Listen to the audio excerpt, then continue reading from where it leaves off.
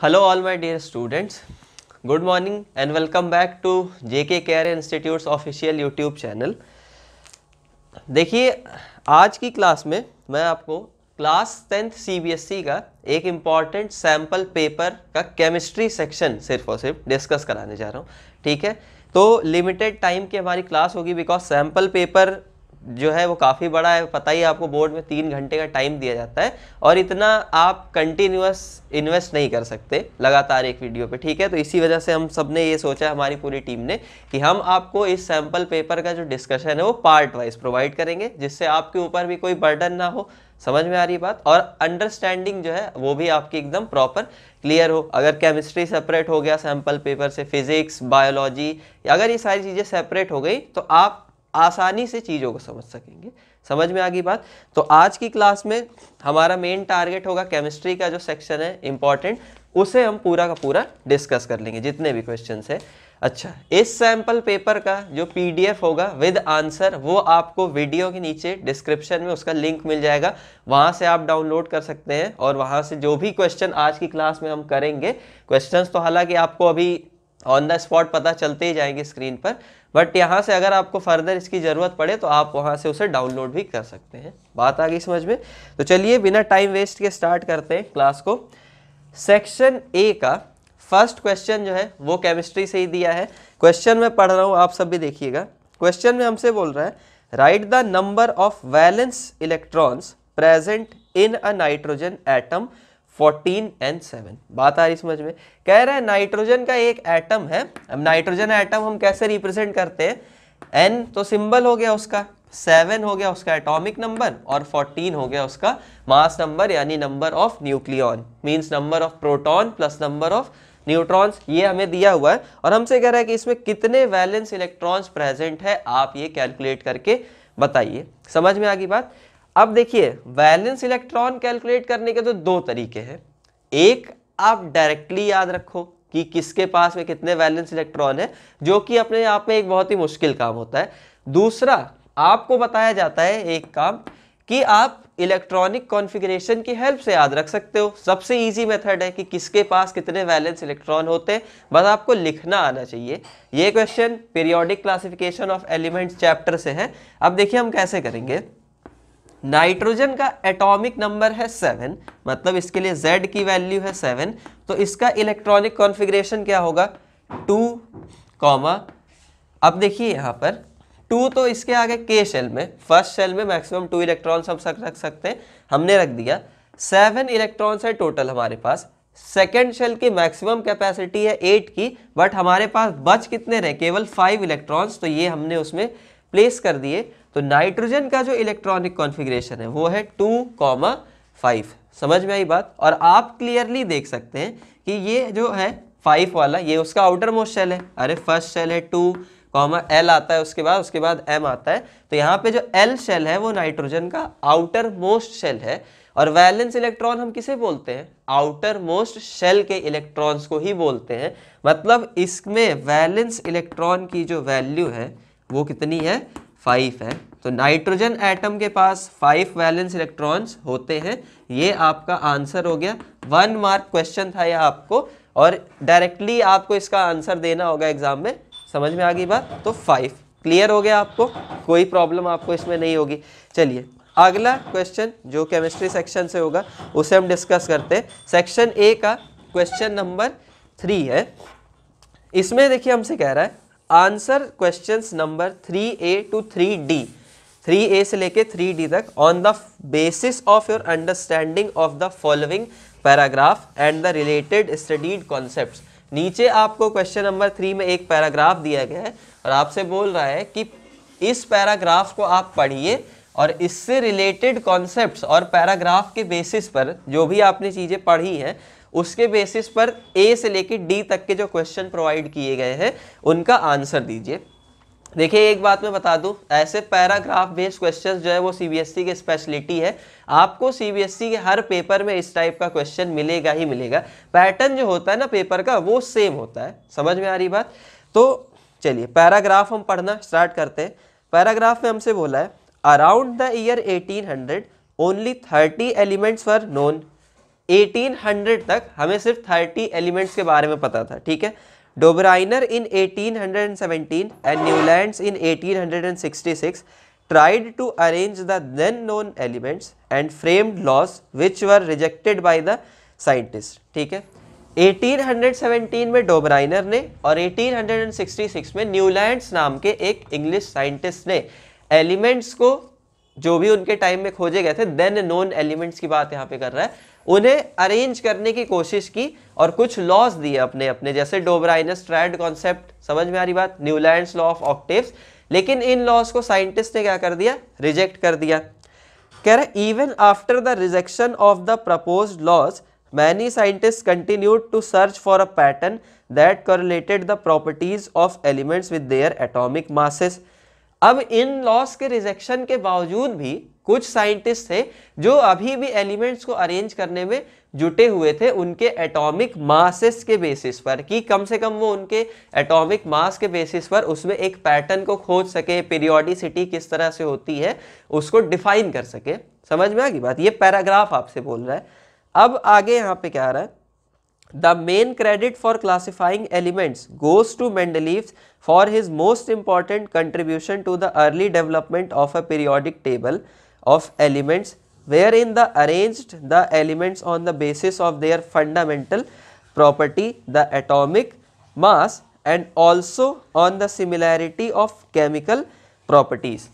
आगे आपसे पैराग्राफ में बोल रहा है कि एलिमेंट्स को अरेंज करने का जो मेन क्रेडिट जाता है वो किसको जाता है, मेंडलीफ को जाता है, क्योंकि इन्होंने एलिमेंट्स को अरेंज करने में उनके एटॉमिक मास के बेसिस पर, जो कि उनकी फंडामेंटल प्रॉपर्टी एलिमेंट्स की उस समय तक माना जाता था, ऐसा माना जाता था कि एटॉमिक मास ही वो रीजन होता है जो किसी एलिमेंट की फंडामेंटल प्रॉपर्टीज में, मतलब जो भी उसकी केमिकल और फिजिकल प्रॉपर्टीज है उसमें चेंज लाने का कारण होता है।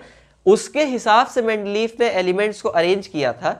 इस वजह से जो मेन क्रेडिट जाता है वो किसको जाता है, पीरियोडिसिटी या पीरियोडिकली अरेंज करने का एलिमेंट्स को मेंडलीफ को जाता है। आपसे यही बोल रहा है इस पैराग्राफ के इतने पोर्शन में।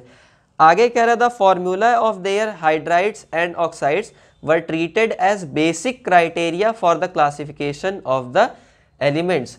मेंडलीफ के अकॉर्डिंग एटॉमिक मास के इंक्रीजिंग ऑर्डर में तो उन्होंने अरेंज ही किया, साथ ही जो एलिमेंट्स थे उनके ऑक्साइड्स और हाइड्राइड्स का जो फॉर्मूला था ना, उसको उन्होंने मेन क्राइटेरिया माना एलिमेंट्स को अरेंज करने के लिए।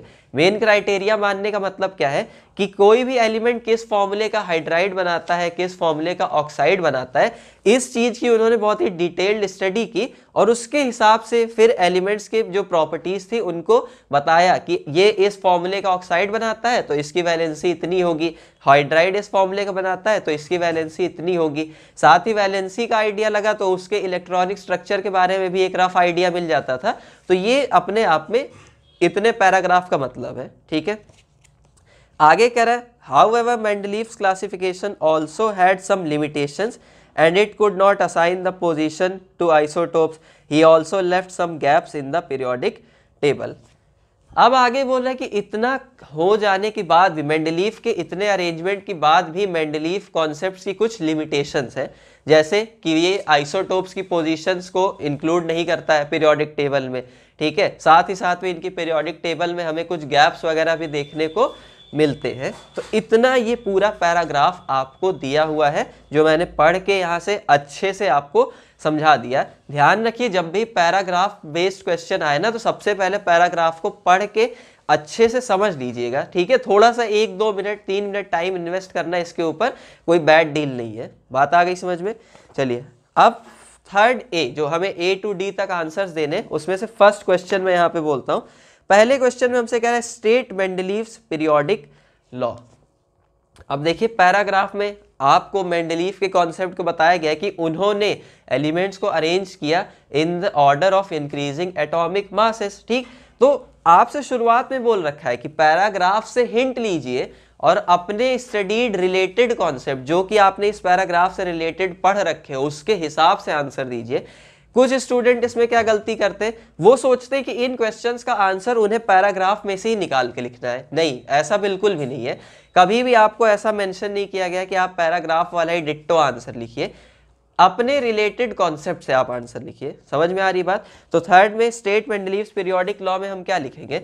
मेंडलीव्स पीरियोडिक लॉ आपसे क्या कहता है, ए क्वेश्चन वाला, the physical and chemical properties of elements are periodic function of their atomic masses. Mendeleev's periodic law आपसे ये कहता है कि एलिमेंट्स की जो फिजिकल और केमिकल प्रॉपर्टीज होती हैं वो उनके एटॉमिक मासेस का पीरियोडिक फंक्शन होती है। इस चीज का सरल साधारण सीधा सा मतलब ये है कि जब भी किसी एलिमेंट की फिजिकल या केमिकल प्रॉपर्टी में चेंज आएगा तो उस चेंज आने का रीजन कौन होता है? उस एलिमेंट का एटॉमिक मास होता है। बात आ गई समझ में? पहला क्वेश्चन का आंसर यहां से आपका डन होता है। Third A complete. अब बी वाले की देखिए हम बात करें तो बी वाला आपसे कह रहा है Why did Mendeleev leave some gaps in the periodic table? Mendeleev ने अपनी पीरियोडिक टेबल में कुछ गैप्स क्यों छोड़े थे? ठीक है, अब देखिए आपने डोबराइनर्स कॉन्सेप्ट पढ़ा होगा, न्यूलैंड्स कॉन्सेप्ट पढ़ा होगा इसके पहले, तो आपको उसमें किसी भी कॉन्सेप्ट में गैप नहीं मिला होगा कहीं पे। जिस भी साइंटिस्ट ने अरेंज किया, डोबराइनर ने अरेंज किया, कॉन्टिन्यूअस 3 ट्रायड्स बना दिए, न्यूलैंड्स ने अरेंज किया, वो भी कंटिन्यूसली एलिमेंट्स को एक के बाद एक प्लेस करते चले गए। लेकिन मेंडलीफ ने अपनी पीरियोडिक टेबल में गैप्स क्यों छोड़े? क्योंकि उनको इस बात पे पूरा भरोसा था कि फ्यूचर में आगे चल के कुछ और नए एलिमेंट्स भी खोजे जाएंगे। अब इसका आइडिया उनको कहाँ से मिला था कि वो एलिमेंट्स को अरेंज कर रहे थे increasing order of atomic masses में, जहां पर वो मास में बहुत बड़ा गैप देख रहे थे। जैसे सपोज करिए एक एलिमेंट का यहाँ पे एटॉमिक मास आ रहा है 53 और उसके बाद उसके अगला वाला जो हायर एटॉमिक मास वाला एलिमेंट है उसके बीच में गैप आ रहा है 60। तो ये 53 से 60 में 7 यूनिट का गैप आ रहा है, मतलब ऑब्वियस सी बात है अभी बीच में कुछ मिसिंग है, वरना इतना लार्ज गैप तो नहीं आएगा क्योंकि ऊपर के गैप्स तो स्मॉल थे। तो ये आइडिया उनको मिला, बट आपको ये आइडिया नहीं लिखना है, आपको बस इतना लिखना होगा कि Mendeleev leave some gaps in his periodic table for future known elements. ठीक है, फ्यूचर में खोजे जाने वाले एलिमेंट्स के लिए उन्होंने गैप छोड़ के रखा था अपनी पीरियोडिक टेबल में। अब कुछ कॉमन गैप्स के आपको नाम वगैरह भी पता होंगे। फॉर एग्जांपल एक गैप उन्होंने बोरॉन के नीचे छोड़ा था, नेम्ड एज एका बोरॉन, जो कि आज स्कैंडियम है। ठीक है, इसके अलावा एका एल्यूमिनियम नाम से एक गैप छोड़ा था जो कि आज कौन है? गैलियम नाम का एलिमेंट। और इसी तरह से एका सिलिकॉन, जिसे आज हम जर्मेनियम बुलाते हैं। तो इस टाइप के कुछ गैप्स उन्होंने छोड़ रखे थे। तो बी आंसर भी यहां से आपका क्लियर हो जाएगा। ठीक है, अब सी वाला आपसे कह रहा है if the letter R was used to represent any of the element in the group। अगर मेंडलीव पीरियोडिक टेबल में किसी ग्रुप में एक एलिमेंट को रिप्रेजेंट करने के लिए मैं लेटर आर का यूज करता हूं, मतलब आर का मतलब सिंपली यहां पे क्या है? कोई एलिमेंट है। ठीक है, आर मतलब कोई एलिमेंट है। ये सी वाले के लिए, और बी वाला भी हम देख चुके हैं। ठीक है, ये डन। अब सी वाला देखते हैं। आगे आपसे कह रहा है then the hydride and oxide of carbon would respectively be represented as. तो अगर हम आर को रिप्लेस करें किससे? कार्बन से, या कार्बन को रिप्लेस करें किससे? आर से, तो आप बताइए कि कार्बन के ऑक्साइड और हाइड्राइड का फॉर्मूला क्या होगा? बात आगे समझ में? नीचे आपको 4 ऑप्शंस भी दिए हुए हैं।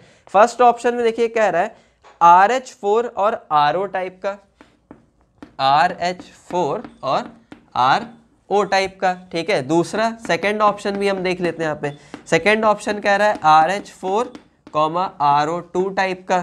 ठीक, थर्ड ऑप्शन की बात करें तो थर्ड ऑप्शन में हमसे कह रहा है RH2 एंड RO2 टाइप का, और फोर्थ ऑप्शन कह रहा है RH2 एंड RO टाइप। समझ में आ रही बात? अब यहाँ पे देखिए, करना कुछ नहीं है आपको पता है ये है कार्बन के पास में 4 वैलेंस इलेक्ट्रॉन्स होते हैं, उसके आउटर मोस्ट शेल में इसका एटॉमिक नंबर 6 होता है। तो इससे भी आप पता कर सकते हैं, फर्स्ट शेल में 2 आएंगे। ठीक है, आई होप यहाँ तक आपको दिख ही रहा होगा, मैं यहाँ आपको बता देता हूँ। तो कार्बन की अगर हम बात करें 6C12, तो इसका इलेक्ट्रॉनिक कॉन्फ़िगरेशन होगा 2,4। 4 वैलेंस इलेक्ट्रॉन आने का मतलब ये है कि इसकी वैलेंसी कितनी है? 4 है। इसकी वैलेंसी है 4, ये 4 बॉन्ड्स बनाएगा। अब इसकी वैलेंसी 4 है, हाइड्रोजन की वैलेंसी 1 होती है, तो जब ये हाइड्रोजन के साथ में रिएक्ट करेगा तो CH4 का फॉर्मेशन करेगा। एक कार्बन अगर हाइड्रोजन से रिएक्ट कर रहा है तो 4 हाइड्रोजन्स को अपने साथ अटैच कर सकता है, मतलब जो यहाँ से फॉर्मूला आया वो क्या आया, CH4 हाइड्राइड का। ठीक है, 9th में भी आपको देखिए इसे करना सिखाया गया होगा। कार्बन लिखिए, हाइड्रोजन लिखिए, दोनों की वैलेंसीज लिखिए, उन्हें आपस में इंटरचेंज कर दीजिए, तो ये आ गया यहाँ से CH4। बात आ गई समझ में। अच्छा, हाइड्राइड तो देखिए हमें पता चल गया कि हाइड्राइड का फॉर्मूला क्या होगा, RH4 टाइप का। अगर हम C की जगह पे R प्लेस कर दें तो RH4 टाइप का हाइड्राइड हमें मिलेगा। तो मतलब ये हो सकता है हमारा ऑप्शन, या फिर ये हो सकता है। ठीक, अब हमें ऑक्साइड चेक करना है। इन दोनों को तो कैंसिल ही कर दीजिए यहाँ से, ये दोनों तो नहीं हो सकते बिकॉज इनमें RH2 टाइप का हाइड्राइड दिया गया है। ठीक है, अब ऑक्साइड चेक करते हैं। तो हमें पता है कि कार्बन जब ऑक्सीजन के साथ में रिएक्ट करेगा तो कार्बन की वैलेंसी है 4 और ऑक्सीजन की वैलेंसी होती है 2। ऑक्सीजन 2 बॉन्ड्स बनाता है, समझ में आई बात। तो यहां से अगर हम देखें तो वैलेंसी इंटरचेंज करने पे मुझे जो कंपाउंड मिल रहा है उसका फॉर्मूला आएगा कुछ इस टाइप का, C2O4। बात आ रही समझ में। अब यहां से देखिए 2 और 4 में से 2 तो मुझे कॉमन दिख रहा है, तो इस कॉमन फैक्टर को हटाते ही बचेगा CO2। समझ में आई, मतलब कार्बन के ऑक्साइड का जो जनरल फॉर्मूला है वो CO2 होगा। और ये बात आपको डायरेक्टली भी पता होती है, बट मैंने यहाँ पे आपको विद मेथड, आपको क्योंकि एग्जाम में डायरेक्टली तो लिखना नहीं है, तो जिस तरीके से काम करना है उस तरीके से मैंने बता दिया। तो CO2 टाइप का ऑक्साइड कार्बन बनाता है, मतलब RO या RO2, कौन सा ऑप्शन सही है, RO2 वाला, ये गलत। तो फाइनल आंसर जो होगा इस क्वेश्चन का वो कौन सा होगा, सेकेंड वाला, कि कार्बन का हाइड्राइड का जनरल फॉर्मूला RH4 और उसके ऑक्साइड का जनरल फॉर्मूला क्या होगा, RO2। Is that clear to you? बिल्कुल हो गया होगा। चलिए अब थर्ड वाला हम देखते हैं। 3C तक हमने देख लिया, 3D वाले क्वेश्चन को देखते हैं। 3D में हमसे कह रहा है आइसोटोप्स आर। आइसोटोप्स क्या होते हैं? फर्स्ट क्वेश्चन है, मतलब सॉरी फर्स्ट ऑप्शन जो हमें दे रखा है वो है atoms of an element with similar chemical properties but different atomic masses। कह रहा है कि एलिमेंट, किसी एलिमेंट के वो एटम्स जिनके पास में सिमिलर केमिकल प्रॉपर्टीज है लेकिन डिफरेंट एटॉमिक मासेस है। समझ में आ गई बात। तो देखिए आइसोटोप्स की क्वालिटी ये तो होती है कि उनका जो एटॉमिक मास होता है वो डिफरेंट होता है, लेकिन उनकी केमिकल प्रॉपर्टीज जो है वो सेम होती हैं। फॉर एग्जाम्पल अगर हम बात करें कार्बन के दो आइसोटोप 6C12 और 6C14 है एक, और एक होता है 6C12। ठीक, तो इन दोनों में आप देखिए एक का रिलेटिव एटॉमिक मास है 14 और दूसरे का रिलेटिव एटॉमिक मास है 12, लेकिन दोनों के Z जो है वो 6 है, यानी दोनों एलिमेंट तो है कार्बन ही। अगर दोनों एलिमेंट कार्बन है मतलब इनकी केमिकल प्रॉपर्टीज तो सेम होगी, ठीक है, बट इनके मासेस अलग अलग है। समझ में आई। तो पहला ऑप्शन तो यहाँ से क्लियरली आइसोटोप्स को डिफाइन करता है, तो फर्स्ट ऑप्शन इज करेक्ट। ए वाला ऑप्शन जो फर्स्ट है वो आपका सही है। तो 3D के लिए फर्स्ट वाला करेक्ट है, बट एक बार फिर भी हम और ऑप्शंस को भी क्रॉस चेक कर लेते हैं। सेकेंड में आपसे कह रहा है atoms of different elements with similar chemical properties but different atomic masses। कह रहे डिफरेंट एलिमेंट्स के एटम्स जिनकी सिमिलर केमिकल प्रॉपर्टीज हो लेकिन एटॉमिक मासेस डिफरेंट हो। तो देखिए ये पॉसिबल नहीं है, क्योंकि अगर दो एटम्स आपस में आइसोटोप्स है तो उसके लिए ये चीज जरूरी है कि उनका Z मींस एटॉमिक नंबर कैसा हो, सेम हो। लेकिन अगर आप ऑप्शन 2 को देखें तो इसमें क्या हो रहा है ना, दो डिफरेंट एलिमेंट के बारे में बातें हो रही हैं, और दो डिफरेंट एलिमेंट्स के लिए एटॉमिक नंबर कभी सेम नहीं हो सकता। इस वजह से जो सेकंड वाला ऑप्शन है ये मेरा रॉन्ग होगा। ठीक है, ध्यान से देखिएगा। थर्ड वाला है atoms of an element with different chemical properties but same atomic masses. किसी एक एलिमेंट के एटम जिनकी डिफरेंट केमिकल प्रॉपर्टीज है बट सेम एटॉमिक मासेस है, तो ये चीज तो आइसोबार्स के केस में होती है, वो भी सेम में नहीं। तो ये तो ऑप्शन ना आइसोटोप्स के लिए सही है ना ही आइसोबार्स के लिए सही है। आइसोटोप्स की केमिकल प्रॉपर्टीज हमेशा सेम होती है, तो ये तो अपने आप में रॉन्ग है ही है। चलिए नेक्स्ट वाला फोर्थ ऑप्शन अगर हम देखें तो फोर्थ ऑप्शन कह रहा है atoms of different element with different chemical properties but same atomic masses, तो ये आइसोबार्स होते हैं ना कि आइसोटोप्स। डिफरेंट एलिमेंट्स के एटम जिनके मास सेम हो और केमिकल प्रॉपर्टीज डिफरेंट हो, ये आइसोटोप्स होते हैं, सॉरी आइसोबार्स होते हैं। तो ये आइसोटोप नहीं हो सकता, तो यहाँ से ये भी रॉन्ग होता है। Only option A is correct, और वैसे भी ऑप्शन ए ही सही होगा। बट अगर कभी हमसे बोल दे कि ऑल ऑफ द अबव इस टाइप के ऑप्शंस आए ना, तो एक बार सबको क्रॉस चेक जरूर कर लेना चाहिए। समझ में आ गई बात? तो इस तरह से आपका क्वेश्चन नंबर 3 सेक्शन ए का खत्म होता है। यहाँ से 1 मार्क वाले सारे यहाँ से आपको क्वेश्चन मिलेंगे, इसमें पूरा आपको 4 मार्क प्रोवाइड कर दिया जाएगा।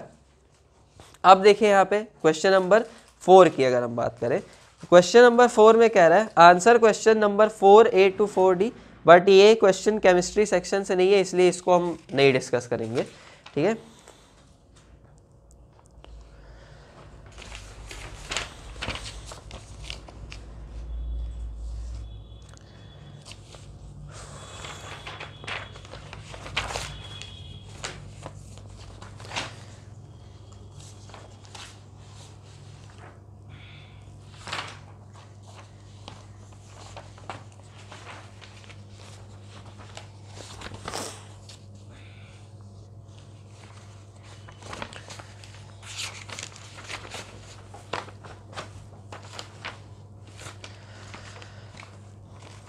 चलिए नेक्स्ट क्वेश्चन जो है हमारा वो है सेक्शन ए का क्वेश्चन नंबर 12।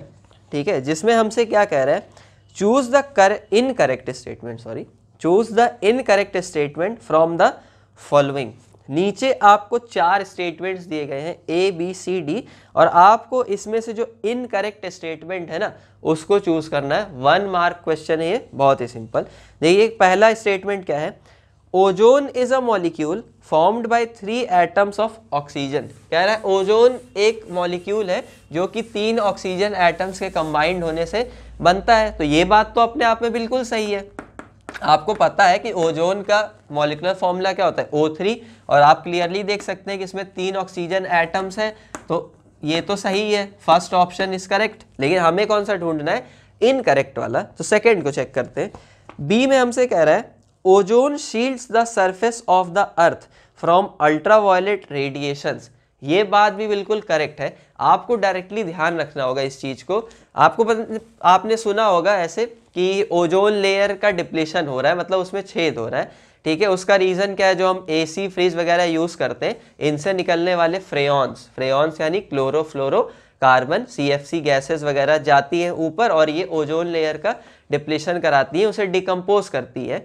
अब लेकिन ओजोन लेयर में छेद हो रहा है, तो इससे हमारे ऊपर क्या इफेक्ट पड़ेगा, वो ये है ना कि ओजोन लेयर जो होती है वो आपको जो हार्मफुल सोलार रेडिएशन है जैसे अल्ट्रावायलेट रेज वगैरह इनसे प्रोटेक्ट करती है, क्योंकि ओजोन की प्रॉपर्टी होती है कि वो इसको एब्जॉर्ब कर लेती है मैक्सिमम अमाउंट को, तो इसे अर्थ तक वो नहीं पहुंचने देती। बट अगर किसी जगह पे लेयर में छेद हो गया तो वहां से तो ये रेडिएशन अंदर आ ही सकता है ना। तो ओजोन जो होती है वो अर्थ की सरफेस को शील्ड करती है यूवी रेडिएशन से। ये बात एकदम करेक्ट है। तो मतलब बी वाला जो ऑप्शन हुआ वो भी करेक्ट हुआ। ये वाला जो देखिए क्वेश्चन है ना, ये आपके याद रखने की क्षमता पे डिपेंड करता है कि जो आपने पढ़ा है उसमें से आप कितना पोर्शन याद रख पाते हो, क्योंकि डायरेक्ट है, यहाँ कोई लॉजिक चलेगा ही नहीं। याद है तो कर पाएंगे, अदरवाइज नहीं कर पाएंगे। ठीक, सी वाला ozone is deadly poisonous. Ozone is deadly poisonous, ये बात भी अपने आप में बिल्कुल सही है। ओजोन एक हाईली पॉइजनस गैस होती है, पॉइजनस नेचर की होती है। समझ में आ गई भैया, डायरेक्टली ध्यान में रखना है। तो सी तो करेक्ट है ही अपने आप में। अब आ जाते हैं डी पे, ozone gets decomposed by UV radiation.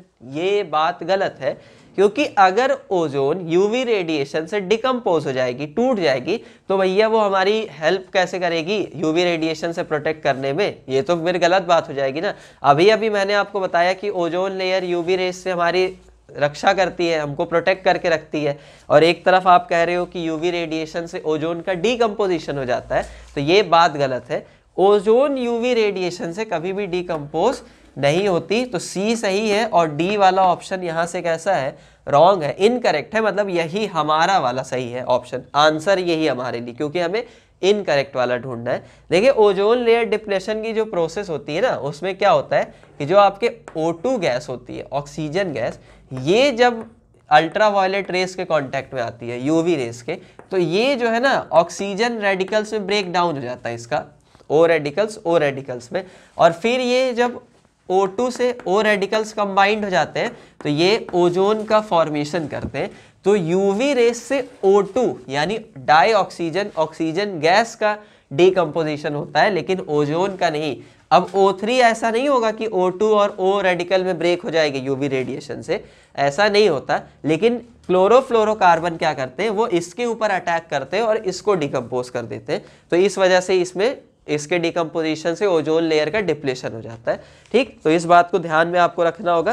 काफ़ी बढ़िया क्वेश्चन था ये। चलिए अब हम लोग आ जाते हैं अपने अगले क्वेश्चन पे। क्वेश्चन नंबर 12 हमारा यहाँ से क्लियर होता है। 1 मार्क क्वेश्चन था, सिंपल सा एकदम।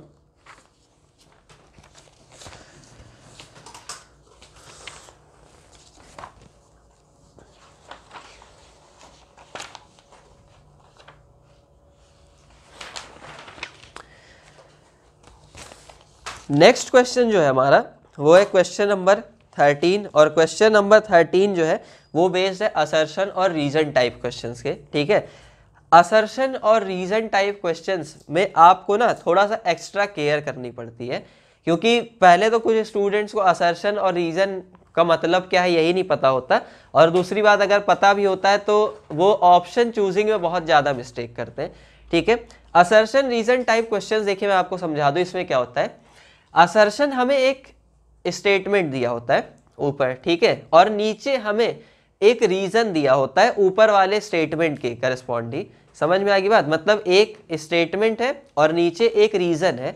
आपको इसमें ये बताना होता है पहले तो चूज करके कि क्या स्टेटमेंट करेक्ट है, और अगर स्टेटमेंट करेक्ट है तो क्या नीचे जो रीजन दिया गया है उस स्टेटमेंट से रिलेटेड क्या वो उसकी सही एक्सप्लेनेशन देता है। इस टाइप के क्वेश्चंस करने होते हैं। ठीक है, तो जैसे आपको यहाँ पे बोल रहा है कि एक असर्शन है A और एक रीजन है R, इसमें जो ऑप्शंस आपको चूज करने होंगे वो कैसे, अगर असर्शन और रीजन दोनों ट्रू है और रीजन जो है वो ऊपर वाले स्टेटमेंट यानी असर्शन को करेक्टली एक्सप्लेन करता है तो आपको A चुनना होगा, A ऑप्शन।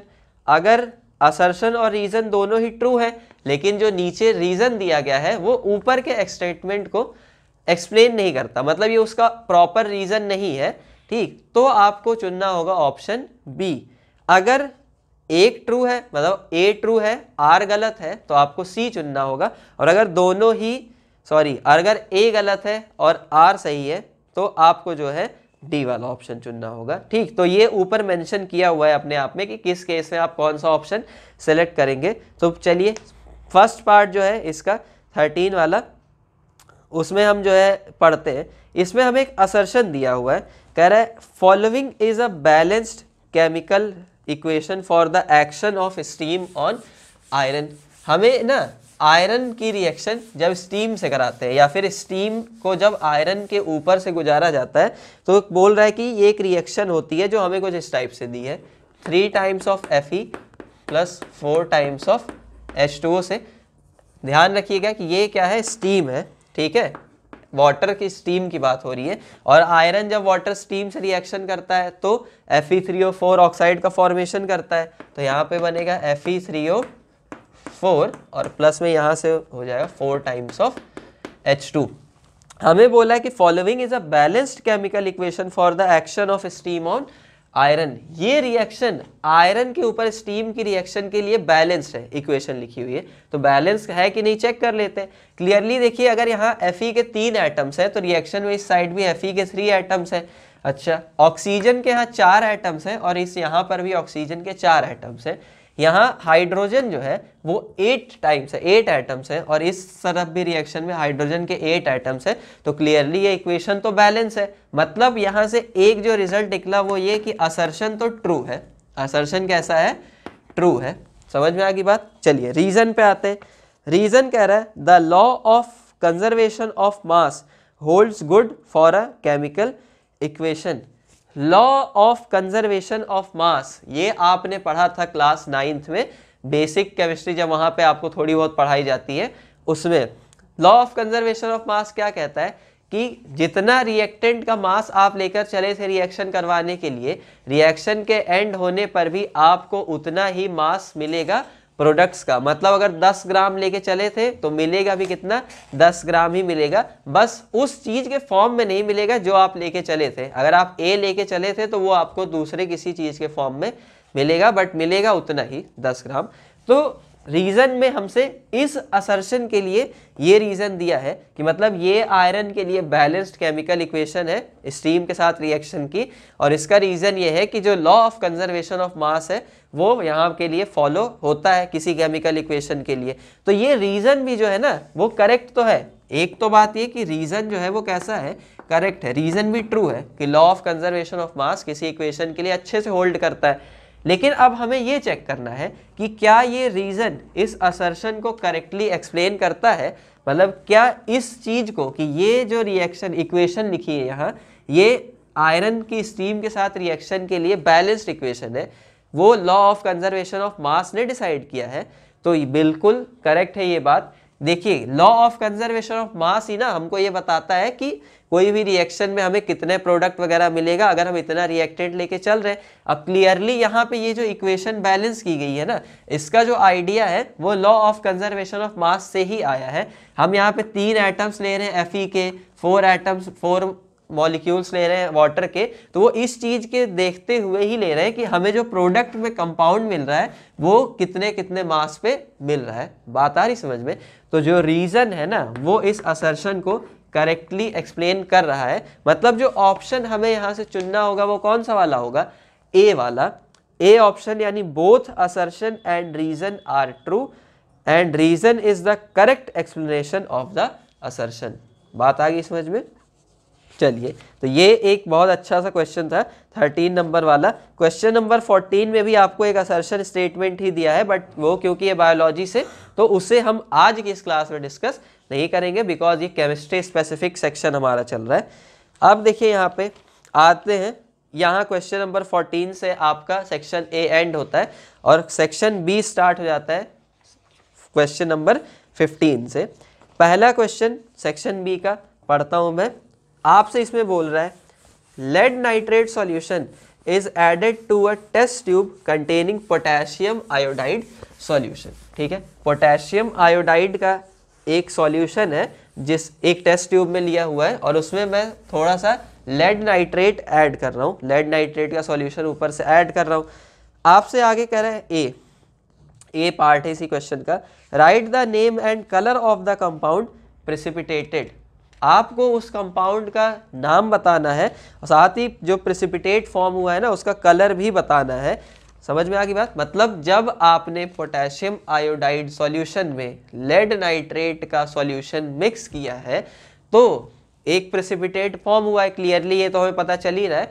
तो ये जो प्रेसिपिटेट है वो किसका फॉर्म हुआ है, किस कंपाउंड का, साथ ही उसका कलर क्या है, उस प्रेसिपिटेट का कलर क्या है, दोनों चीजें हमें यहाँ पे बतानी है। तो क्वेश्चन नंबर 15 का पार्ट ए यहाँ पे, ठीक, देखिए पोटेशियम आयोडाइड सॉल्यूशन है मेरे पास और उसमें मैंने ऐड कर दिया है लेड नाइट्रेट का सॉल्यूशन। समझ में आ रही बात? जब इनकी मैं आपस में रिएक्शन कराऊंगा तो देखिए क्लियरली यहाँ से मुझे K+ और I- आयंस मिल रहे हैं और यहाँ से लेड नाइट्रेट से मुझे मिलता है Pb+2 और यहाँ होल टॉइज होगा और NO3- आयन, वो भी कितना, 2 टाइम्स। बात आ रही समझ में? अब देखिए क्लियरली ये Pb+2 है, जब ये इस आयोडीन से रिएक्ट करेगा दोनों की वैलेंसीज इंटरचेंज होगी तो ये बनाएगा PbI2 यहाँ से, और प्लस में ये पोटेशियम नाइट्रेट जब इसके साथ में रिएक्ट करेगा तो ये KNO3 का फॉर्मेशन करेगा, KNO3 का। अब रिएक्शन जो है ना उसको हमें बैलेंस करा लेना चाहिए बिकॉज अगर हम रिएक्शन लिख के दिखा रहे एग्जाम में तो वो रिएक्शन बैलेंस भी होनी चाहिए। तो यहाँ पे नाइट्रेट आयन देखिए आप 2 टाइम्स है, यहाँ पे हमने एक ही बार ले रखा है तो 2 टाइम्स करेंगे NO3, कोई दिक्कत नहीं। अब यहाँ से देखिए पोटेशियम 2 बार हो गया तो यहाँ पे भी 2 टाइम लगाएंगे तो 2 पोटेशियम 2 नाइट्रेट बैलेंस। लेड यहाँ पर 1 बार है, यहाँ भी 1 बार है और आयोडीन के 2 मॉलिक्यूल यहाँ से भी, तो ये रिएक्शन जो है वो क्लियरली बैलेंस हो जा रही है। अब देखिए यहाँ पे KNO3 पोटेशियम नाइट्रेट की अगर हम बात करें ना, तो ये एक आयनिक कंपाउंड है और साथ ही साथ में एक स्ट्रॉन्ग इलेक्ट्रोलाइट है, सॉल्ट है ना, तो इनके प्रेसिपिटेट नहीं फॉर्म होते जल्दी। जो सॉल्ट्स होते हैं ना जनरली वो सॉल्युबल होते हैं वाटर में, तो इनके जल्दी प्रेसिपिटेट फॉर्म नहीं होते। हाँ, ज़बरदस्ती अगर हम फॉर्म करवाना चाहें तो करा सकते हैं, बट नॉर्मल कंडीशंस पे इनका प्रेसिपिटेट नहीं बनता। मतलब जो प्रेसिपिटेट बन रहा है वो किसका बन रहा है, PbI2 का, लेड टू आयोडाइड का प्रेसिपिटेट यहां से बन रहा है। तो हम इसे क्या बोलेंगे, लेड टू ऐसे और आयोडाइड। ठीक, 2 क्या है यहां पर, 2 जो है वो इस लेड की ऑक्सीडेशन नंबर है इस PbI2 कंपाउंड में। समझ में आ गई बात। अब देखिए यहाँ पे कंपाउंड का नाम तो हमने लिख दिया, हमसे पूछा था जो प्रेसिपिटेट बन रहा है उसका नाम बताइए, बता दिया, लेड टू आयोडाइड का प्रेसिपिटेट यहाँ पे फॉर्म हो रहा है। लेकिन कंपाउंड का कलर, मतलब जो प्रेसिपिटेट बन रहा है उसका कलर कैसा होगा, तो उसका कलर आपको दिखेगा येलो। ये बात ना आपको ध्यान में रखनी होगी कि लेड आयोडाइड का जो प्रेसिपिटेट होता है वो येलो कलर का होता है। ये लेड की वजह से नहीं, देखिए जब भी आयोडीन का कहीं पे प्रेसिपिटेट फॉर्म होगा ना, आयोडीन रिलेटेड कंपाउंड्स का, तो उसका कलर येलो होता है। रीजन इसका क्या होता है कि इसमें जो आयोडीन रेडिकल्स होते हैं ना वो उसे येलो कलर देते हैं। समझ में आ गई बात। तो आयोडीन का precipitate whether it is AgI, silver iodide ले लो, या फिर यहाँ पे लेड आयोडाइड का ही प्रेसिपिटेट फॉर्म हो रहा है, ये सब ना येलो कलर के बनते हैं आयोडीन वाले प्रेसिपिटेट। तो ध्यान रहेगा आपको, यहाँ से बिल्कुल ध्यान रखिएगा इस चीज को। फर्स्ट क्वेश्चन यहाँ से हमने सॉल्व कर लिया, दिमाग लगाया और सॉल्यूशन बनाया। ठीक, अब आते हैं इसके बी पार्ट पे। 15A तो यहाँ हमने बड़े आराम से सॉल्व कर लिया। अब 15B की हम बात कर लेते हैं जरा सा। तो 15B जो है ये हमसे क्या बोल रहा है, ये कह रहा है right the balanced chemical equation for the reaction involve. तो क्वेश्चन नंबर बी का तो ऑलरेडी सॉल्यूशन हमने यहाँ पे कर ही दिया। ये बैलेंस केमिकल इक्वेशन हमें लिखनी थी, हमने लिख के पहले ही दिखा दिए। समझ में, ये सब ना ये नहीं लिखना होगा आपको एग्जाम में, आपको सिर्फ इतने पार्ट का काम है। वो ये सब आपसे नहीं पूछेगा कि मतलब कैसे कैसे ये रिएक्शन हुई है ये आयन एक्सचेंज वगैरह की वजह से ना, उसको सिर्फ इससे मतलब है कि ये रिएक्शन कैसे होगी, और वो भी बैलेंस्ड। कभी भी आप एग्जाम में इक्वेशन लिखो बैलेंस लिखो हमेशा। बात आ गई समझ में। ओके, आ जाते हैं सी पर। सी में हमसे कह रहे हैं name the type of this reaction justifying your answer. आपसे कह रहा है कि ये जो रिएक्शन है वो किस टाइप की है, टाइप ऑफ रिएक्शन क्या है, अपने आंसर को आप जो है जस्टिफाई भी करो। तो देखिए क्लियरली यहाँ पे हम देख सकते हैं ना कि जो रिएक्शन हो रही है वो आयंस के एक्सचेंज होने की वजह से हो रही है। सही चीज़ है ना। आपने देखा कि ये जो पोटेशियम आयोडाइड में से आयोडीन आयन है ये एक्सचेंज हुआ लेड नाइट्रेट के इस लेड आयन के साथ में Pb+2 के साथ में, और यहाँ से जो नाइट्रेट आयन है वो एक्सचेंज हो रहा है पोटेशियम आयन के साथ में। ठीक है, तो यहाँ पर ना क्लियरली आप इसको क्या नाम देंगे, इस रिएक्शन को, ऐसी रिएक्शन जिनमें आयंस का एक्सचेंज इन्वॉल्व होता है उन्हें हम बोलते हैं डबल डीकम्पोजिशन रिएक्शन। समझ में आ रही बात। तो ये जो डबल डीकम्पोजिशन नहीं, इसे हम डबल डिस्प्लेसमेंट रिएक्शन कहते हैं। ठीक है, तो ये जो रिएक्शन है ना ये डबल डिस्प्लेसमेंट रिएक्शन का एक एग्जाम्पल है। डबल डिस्प्लेसमेंट हम क्यों बोल रहे हैं, क्योंकि इसमें डिस्प्लेसमेंट हो रहा है आयंस का, वो भी 2 कंपाउंड से। ठीक है, that's why double displacement reaction. Chemical reaction and equation chapter, first chapter जो है केमिस्ट्री का, उससे ये क्वेश्चन है आपके सामने, बढ़िया क्वेश्चन। तो question number 15A, B, C तीनों पार्ट हमने यहाँ से कर दिया है, और तीनों पार्ट को करेक्टली एक्सप्लेन करने के लिए हमें 1-1 मार्क्स मिलेंगे। मतलब टोटल 3 मार्क्स यहाँ से हम अर्न कर सकते हैं अगर हम अच्छे से एक चीज के ऊपर ध्यान दें। बात आ गई समझ में। अब 15 क्वेश्चन में 2 सेक्शंस हैं, मतलब एक तो आप ये वाला क्वेश्चन कर सकते हैं, या फिर ऑप्शन है कि इसको अगर आपको नहीं करना तो दूसरा करिए, और 15 नंबर में ही दूसरा ऑप्शन भी है। तो सेकंड वाला ऑप्शन जो है वो भी मैं डिस्कस करूंगा, बिकॉज आपको क्या पता, मुझे क्या पता है सॉरी, कि आप कौन सा वाला करना चाहते हैं। ये अच्छा लगा ये भी कर सकते हैं, अब अगला वाला जो करा रहा हूँ अगर वो अच्छा लगा तो वो भी कर लीजिएगा। तो देखिए अगला जो है उसमें हमसे कह रहा है what happens when food materials containing fats and oils are left for a long time. ठीक है, क्या होता है जब ऐसे फूड मटेरियल्स जिनमें फैट हो और ऑयल हो। अब ऐसे फूड मटेरियल्स जैसे हम स्नैक्स वगैरह जो कॉमनली यूज़ करते हैं उसमें फैट होता है, ऑयल होता है, तो इन सब की बात हो रही है।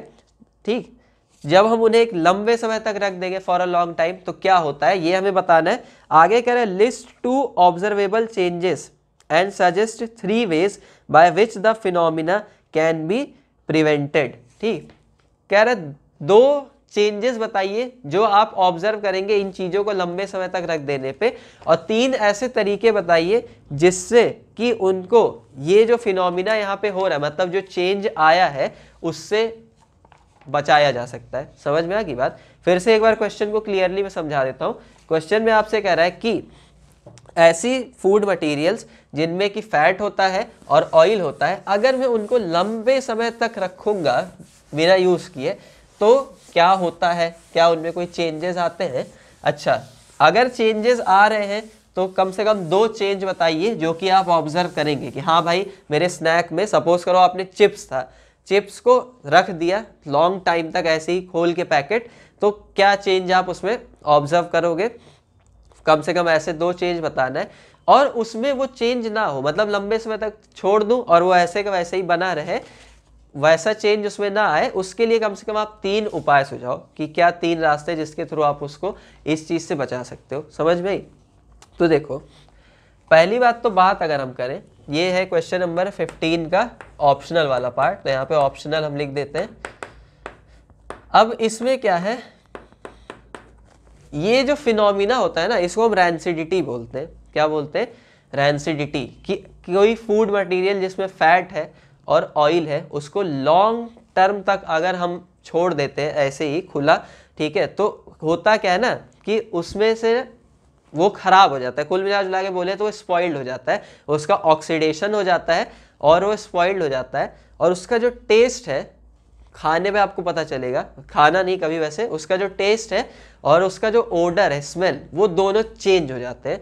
तो ओवरऑल फैट और ऑयल वाले फूड मटेरियल्स का लॉन्ग समय तक छोड़े जाने पर ऑक्सीडेशन के कारण स्पॉइल हो जाना, ये क्या होता है? रैंसिडिटी होता है। इसी चीज को हम बोलते हैं रैंसिडिटी। और जो 2 चेंज आप ऑब्जर्व करोगे वो क्या होगा?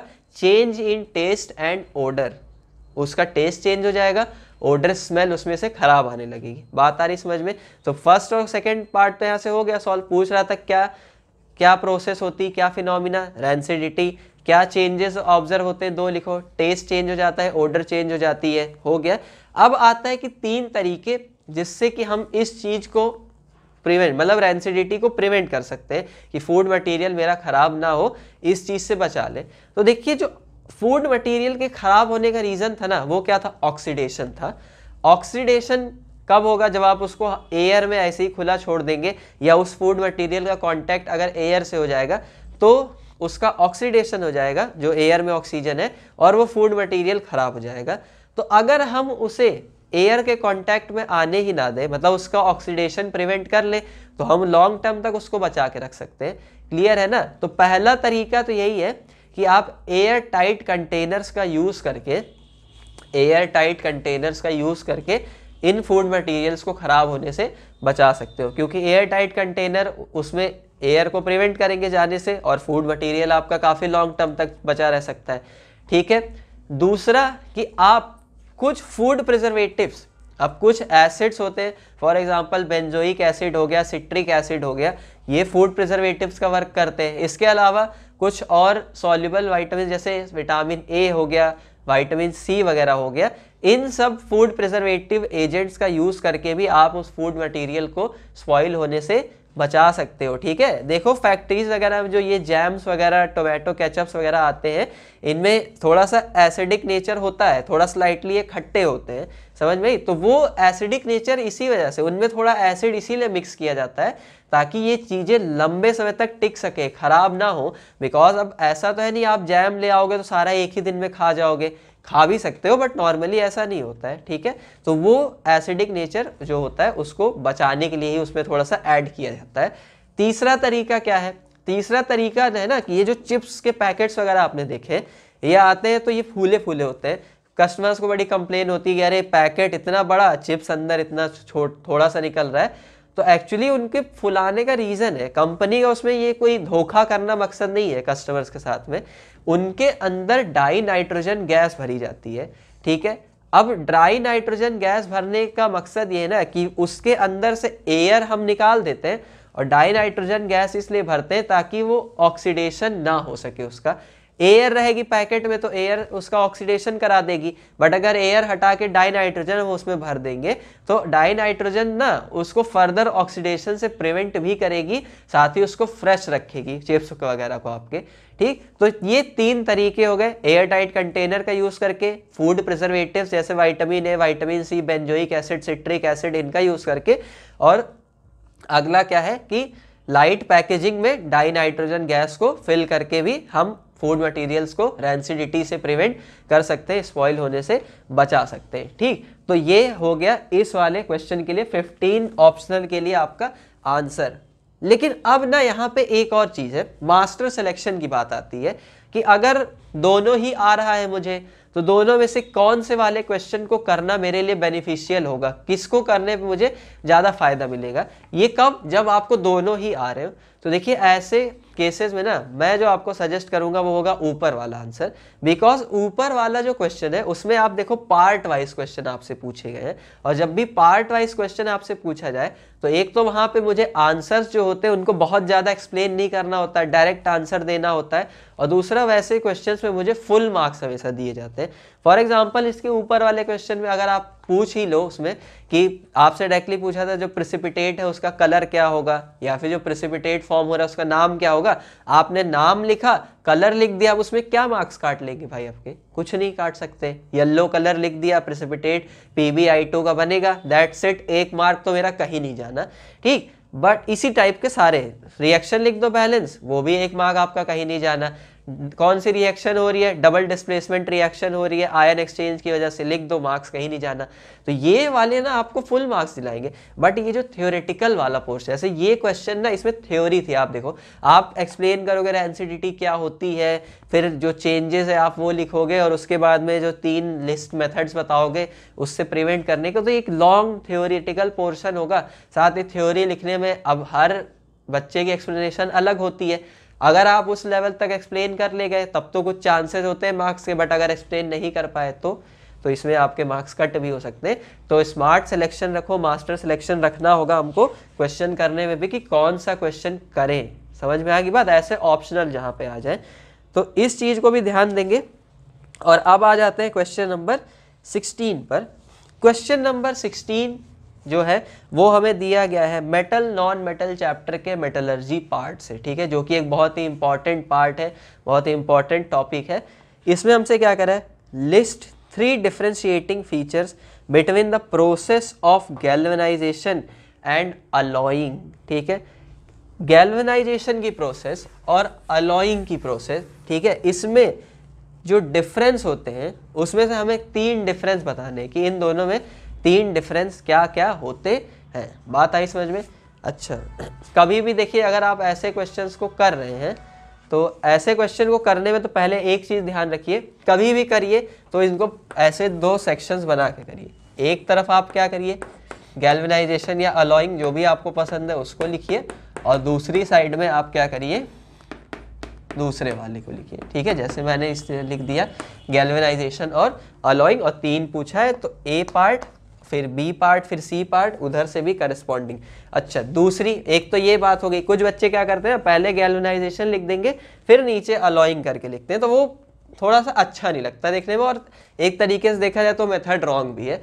दूसरा कि अगर आपने यहाँ पे गैल्वेनाइजेशन के बारे में कुछ बात लिखी हुई है ना, तो कोशिश करो कि उसी से रिलेटेड ही कोई बात जो है वो उसी के सामने वाले सेक्शन पे आप लिखो, अलॉइंग वाले पे, जो लिखने का एक अच्छा तरीका है, ताकि आपको इसमें कोई कंफ्यूजन वगैरह ना बचे।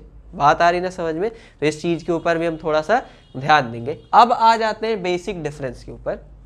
देखिए गैल्वेनाइजेशन क्या होता है।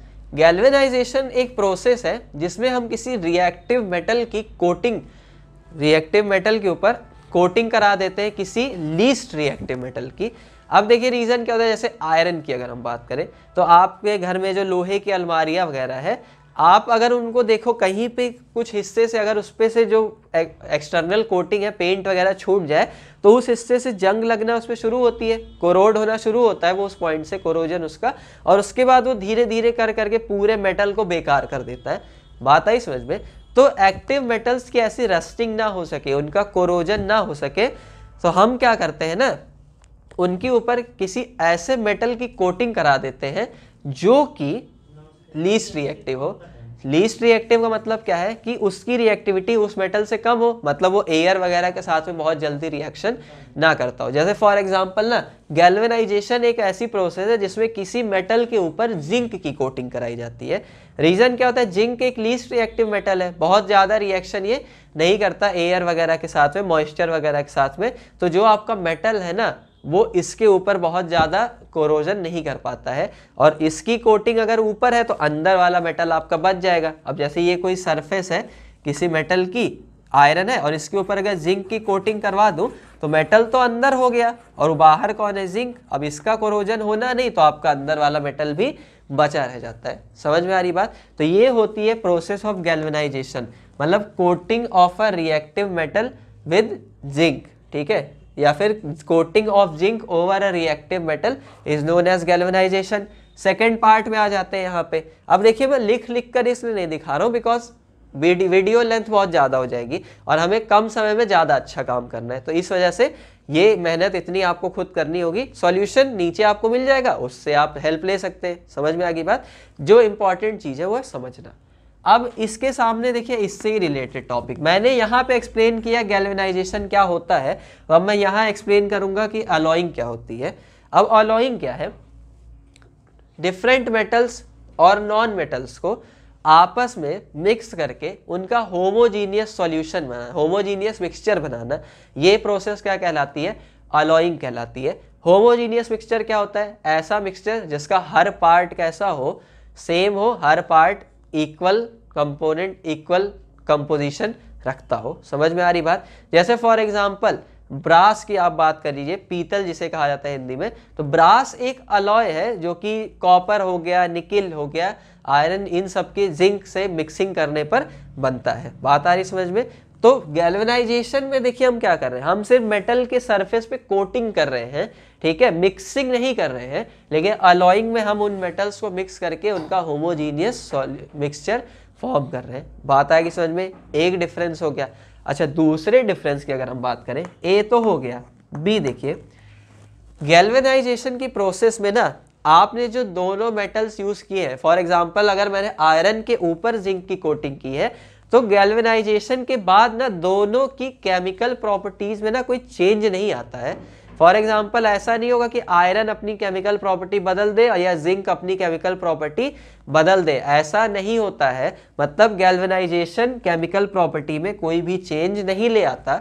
जबकि अगर मैं अलॉइंग की बात करूं तो in the process of alloying जो केमिकल प्रॉपर्टीज होती है मटेरियल्स की वो बदल जाती हैं। एक मेटल अलग केमिकल प्रॉपर्टी वाला, एक नॉन मेटल अलग केमिकल प्रॉपर्टी वाला, दोनों को आपने मिक्स करके कोई एक नया अलॉय बना दिया तो उसकी केमिकल प्रॉपर्टी दोनों से ही डिफरेंट होगी। समझ में आ रही है बात आपको? तो इस चीज के ऊपर भी हम थोड़ा ध्यान देंगे। गैल्वेनाइजेशन और अलॉइंग में ये एक बेसिक डिफरेंस होता है। अच्छा, तीसरा एक डिफरेंस हमें और लिखना है, तो हम मेथड लिख सकते हैं इनका। फॉर एग्जांपल गैल्वेनाइजेशन हम किस तरह से करवाते हैं, गैल्वेनाइजेशन हम बाय स्प्रे करा सकते हैं, मतलब किसी मेटल के ऊपर जिंक को स्प्रे करा के, या फिर जिंक का सॉल्यूशन बना के किसी मेटल को उसके अंदर डिप्ट करके हम गैल्वेनाइजेशन की प्रोसेस करवा सकते हैं। समझ में आई? लेकिन अलॉइंग, अब अलॉइंग की प्रोसेस हम कैसे करवाते हैं, अलॉइंग की प्रोसेस करवाई जाती है, मेटल्स को मेल्ट करते हैं, मेल्ट करने के बाद उनको आपस में मिक्स किया जाता है मोल्टेन स्टेट में, और मोल्टेन स्टेट में मिक्स करने के बाद उनको ठंडा किया जाता है, ठीक है, मतलब वापस उनकी कूलिंग कराई जाती है। तो कूलिंग कराने के बाद आपको वो अलॉयड मेटल मिलता है होमोजीनियस मिक्सचर यानी सॉल्यूशन के फॉर्म में। तो ये होती है अलॉइंग की प्रोसेस। तो इस तरह से जो तीन बेसिक डिफरेंस होते हैं between the process of galvanisation and alloying, वो हमने यहाँ पे एक्सप्लेन कर दिए बहुत अच्छे तरीके से, और यही आपसे क्वेश्चन नंबर 16 में पूछा भी था। बात आ रही ना समझ में? तो अब अगर ये आपने बता दिया, आपको ये ध्यान में भी रखना होगा, तो यहाँ पे ना इसी क्वेश्चन नंबर 16 का एक अगला ऑप्शनल पार्ट भी है, ठीक, मतलब आपको ऊपर वाला करने का मन करे आप वो करो, चाहे नीचे वाला कर लो। तो सेकेंड पार्ट जो है ना वो भी केमिस्ट्री सेक्शन से ही है, ऑब्वियस सी बात है, क्योंकि ऊपर भी क्वेश्चन एक केमिस्ट्री का ही था। पढ़ता हूँ मैं, क्वेश्चन में कह रहा है compare in tabular form, table बना के रिएक्टिव करिए, ठीक है। अब टेबुलर फॉर्म बोल दिया है ना, तो देखिए आपको ध्यान रखना होगा कि टेबल बना के ही आप इसका आंसर लिखेंगे। Compare in tabular form the reactivities of the following metals with cold and hot water. नीचे आपको 3 मेटल दिए गए हैं, सोडियम, कैल्शियम और मैग्नीशियम। आपको कह रहा है कि टेबुलर फॉर्म मतलब टेबल के फॉर्म में हमें बना के ये दिखाइए कि ये किस तरह से कोल्ड और हॉट वाटर के साथ में रिएक्शन करते हैं। बात आ गई समझ में। तो देखिए अब ये क्वेश्चन भी जो है ना वो मेटल नॉन मेटल चैप्टर से ही आपको दिया गया है, और इसमें आपको देखिए करना क्या है, मेटल नॉन मेटल चैप्टर में आपको एक चीज बताई जाती है, एक्टिविटी सीरीज ऑफ मेटल्स, ठीक है। एक्टिविटी सीरीज ऑफ मेटल्स में फिर आपको देखिए क्या बताया जाता है। मैं पहले यहाँ पे बना देता हूँ थोड़ी सी एक्टिविटी सीरीज, पूरी नहीं बनाऊंगा। क्वेश्चन नंबर 16 का है ये बी पार्ट, ऐसे कह सकते हैं। अब इसमें आपको क्या बताया जाएगा, जैसे एक्टिविटी सीरीज में सबसे पहले बना दूं तो पोटेशियम, सोडियम, फिर यहाँ पे आता है calcium, magnesium, manganese, aluminium, zinc, और इसके बाद भी बहुत सारे मेटल्स होते हैं। बट अब क्योंकि हमें यहाँ पे सोडियम, कैल्शियम, मैग्नीशियम दिया है, तो ये रहा सोडियम, ये रहा कैल्शियम और ये रहा मैग्नीशियम। इन्हीं की रिएक्टिविटी के बारे में मैं बात करूंगा। तो देखिए इनकी वाटर के साथ अगर हम रिएक्टिविटी को देखें ना, तो पोटेशियम और सोडियम जो ये होते हैं ये कोल्ड वाटर के साथ में ही रिएक्शन कर जाते हैं। मतलब इनको रिएक्शन करने के लिए ना हॉट वाटर की ज़रूरत नहीं है, ये इतने रिएक्टिव होते हैं कि तुरंत ही कोल्ड वाटर के साथ में रिएक्शन कर जाते हैं। अगर हम बात करें कैल्शियम की, तो देखिए कैल्शियम जो होता है ना ये रिएक्शन तो करता है कोल्ड वाटर के साथ में, कोल्ड वाटर के साथ में भी रिएक्शन करता है, as well as hot water के साथ भी इसकी रिएक्शन हो जाती है, कोई दिक्कत नहीं है। लेकिन अब बात है कोल्ड के साथ भी कर रहा है, हॉट के साथ भी। तो देखिए कोल्ड वाटर के साथ जो इसकी रिएक्शन होती है ना वो थोड़ी स्लो होती है, मतलब चाहता नहीं है कोल्ड वाटर के साथ रिएक्शन करना, बट अगर दे दिया किसी ने तो बोलता है चलो कर ही लेते हैं, ठीक है कोई दिक्कत नहीं। और हॉट वाटर को ना बहुत तेजी से इसके साथ ये रिएक्शन कर रहा है, मतलब ये हॉट वाटर सजेस्ट करता है कि मुझे हॉट वाटर ही दो रिएक्शन करने की, मतलब इसके साथ अगर इसकी रिएक्शन हो रही है तो ये फास्ट रिएक्शन होगी। समझ में आ गई बात।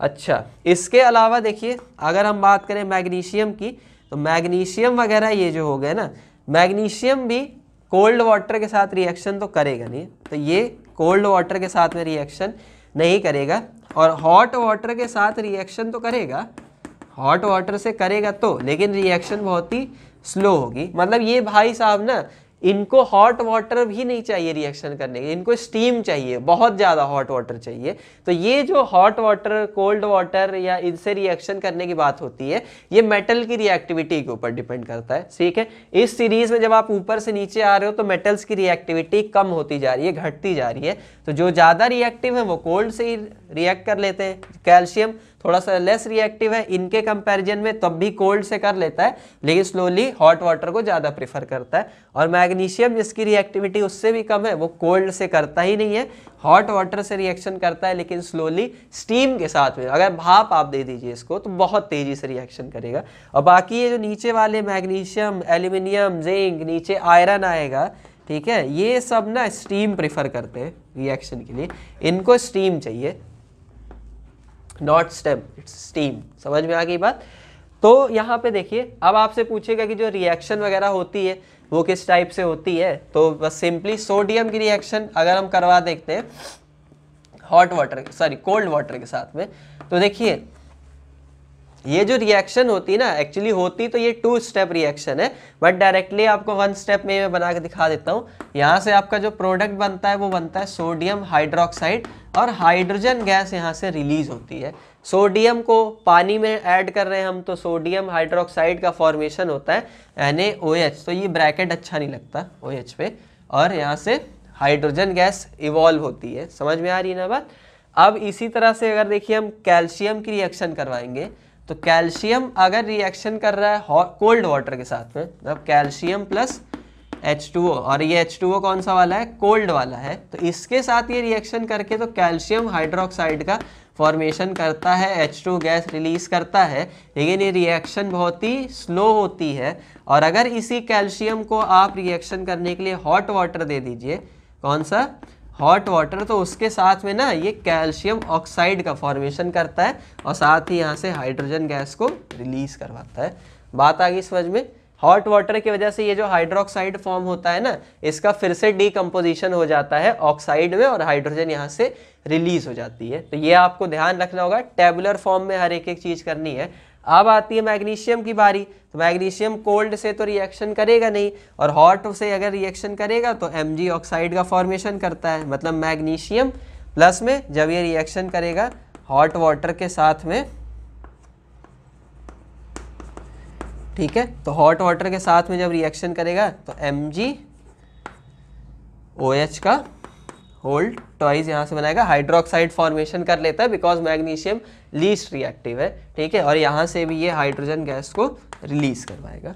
बात आ रही है आपको समझ में। तो इस तरह से टेबुलर अरेंजमेंट आप कर सकते हैं इन चीज़ों का, अगर आपको ये एक्टिविटी सीरीज ध्यान है तो, ठीक है। लिखने की बात आएगी तो आप लिख सकते हो आराम से कि सोडियम विग्रसली रिएक्ट करता है वाटर के साथ। विग्रसली मतलब बहुत ही तेजी से, इसको बहुत ज़्यादा हमें मेहनत नहीं करवानी पड़ती रिएक्शन के लिए।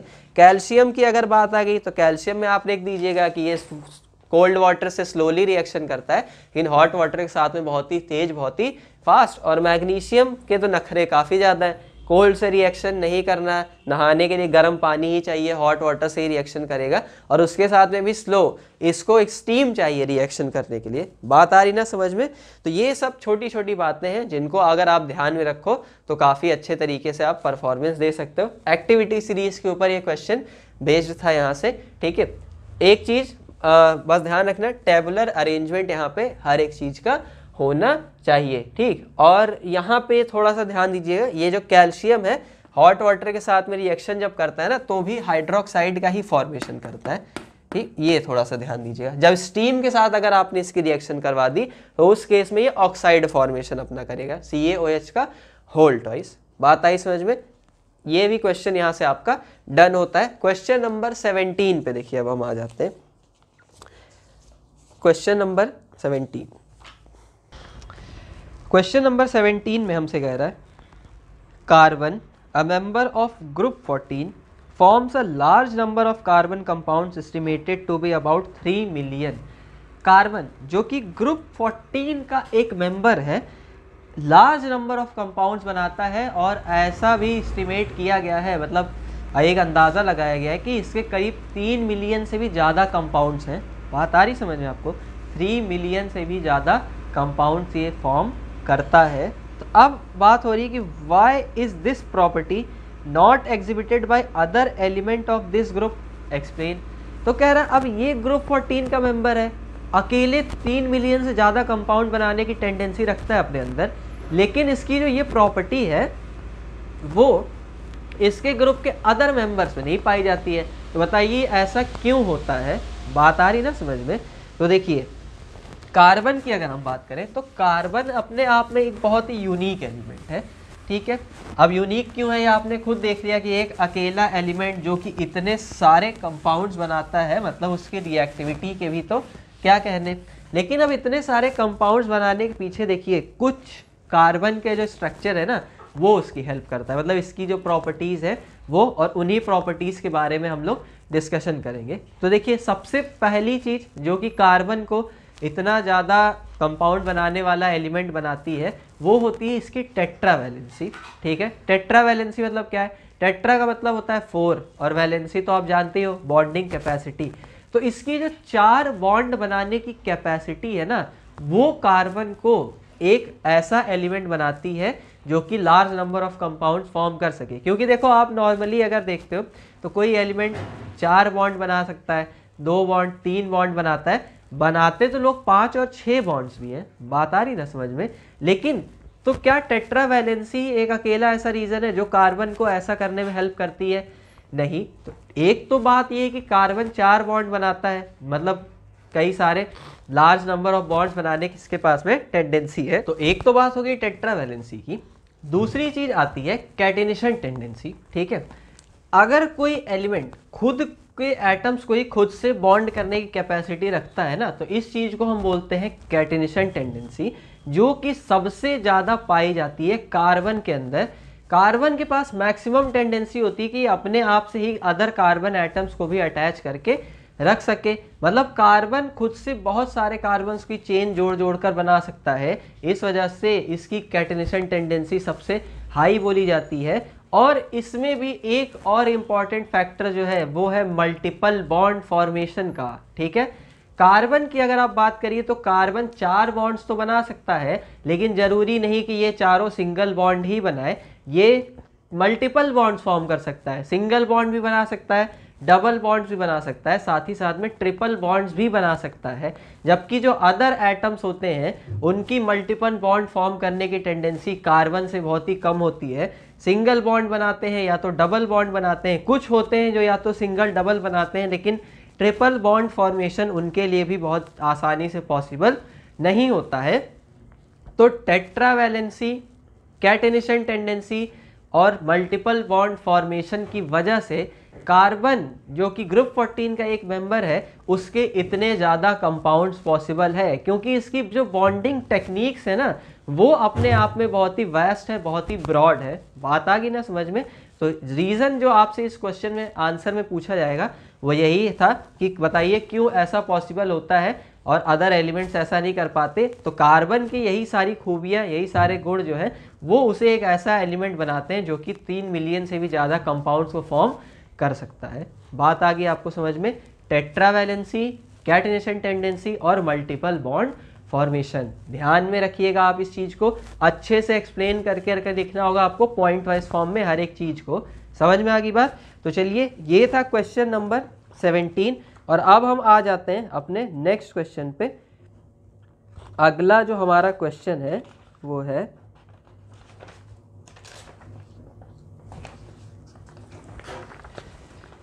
क्वेश्चन नंबर 25 सेक्शन सी का। सेक्शन बी जो है आपका वो क्वेश्चन नंबर 24 जो कि फिजिक्स में प्रिज्म से रिलेटेड एक क्वेश्चन है, उस पे एंड हो जाता है। और इसके बाद आता है आपका क्वेश्चन नंबर 25 सेक्शन सी का।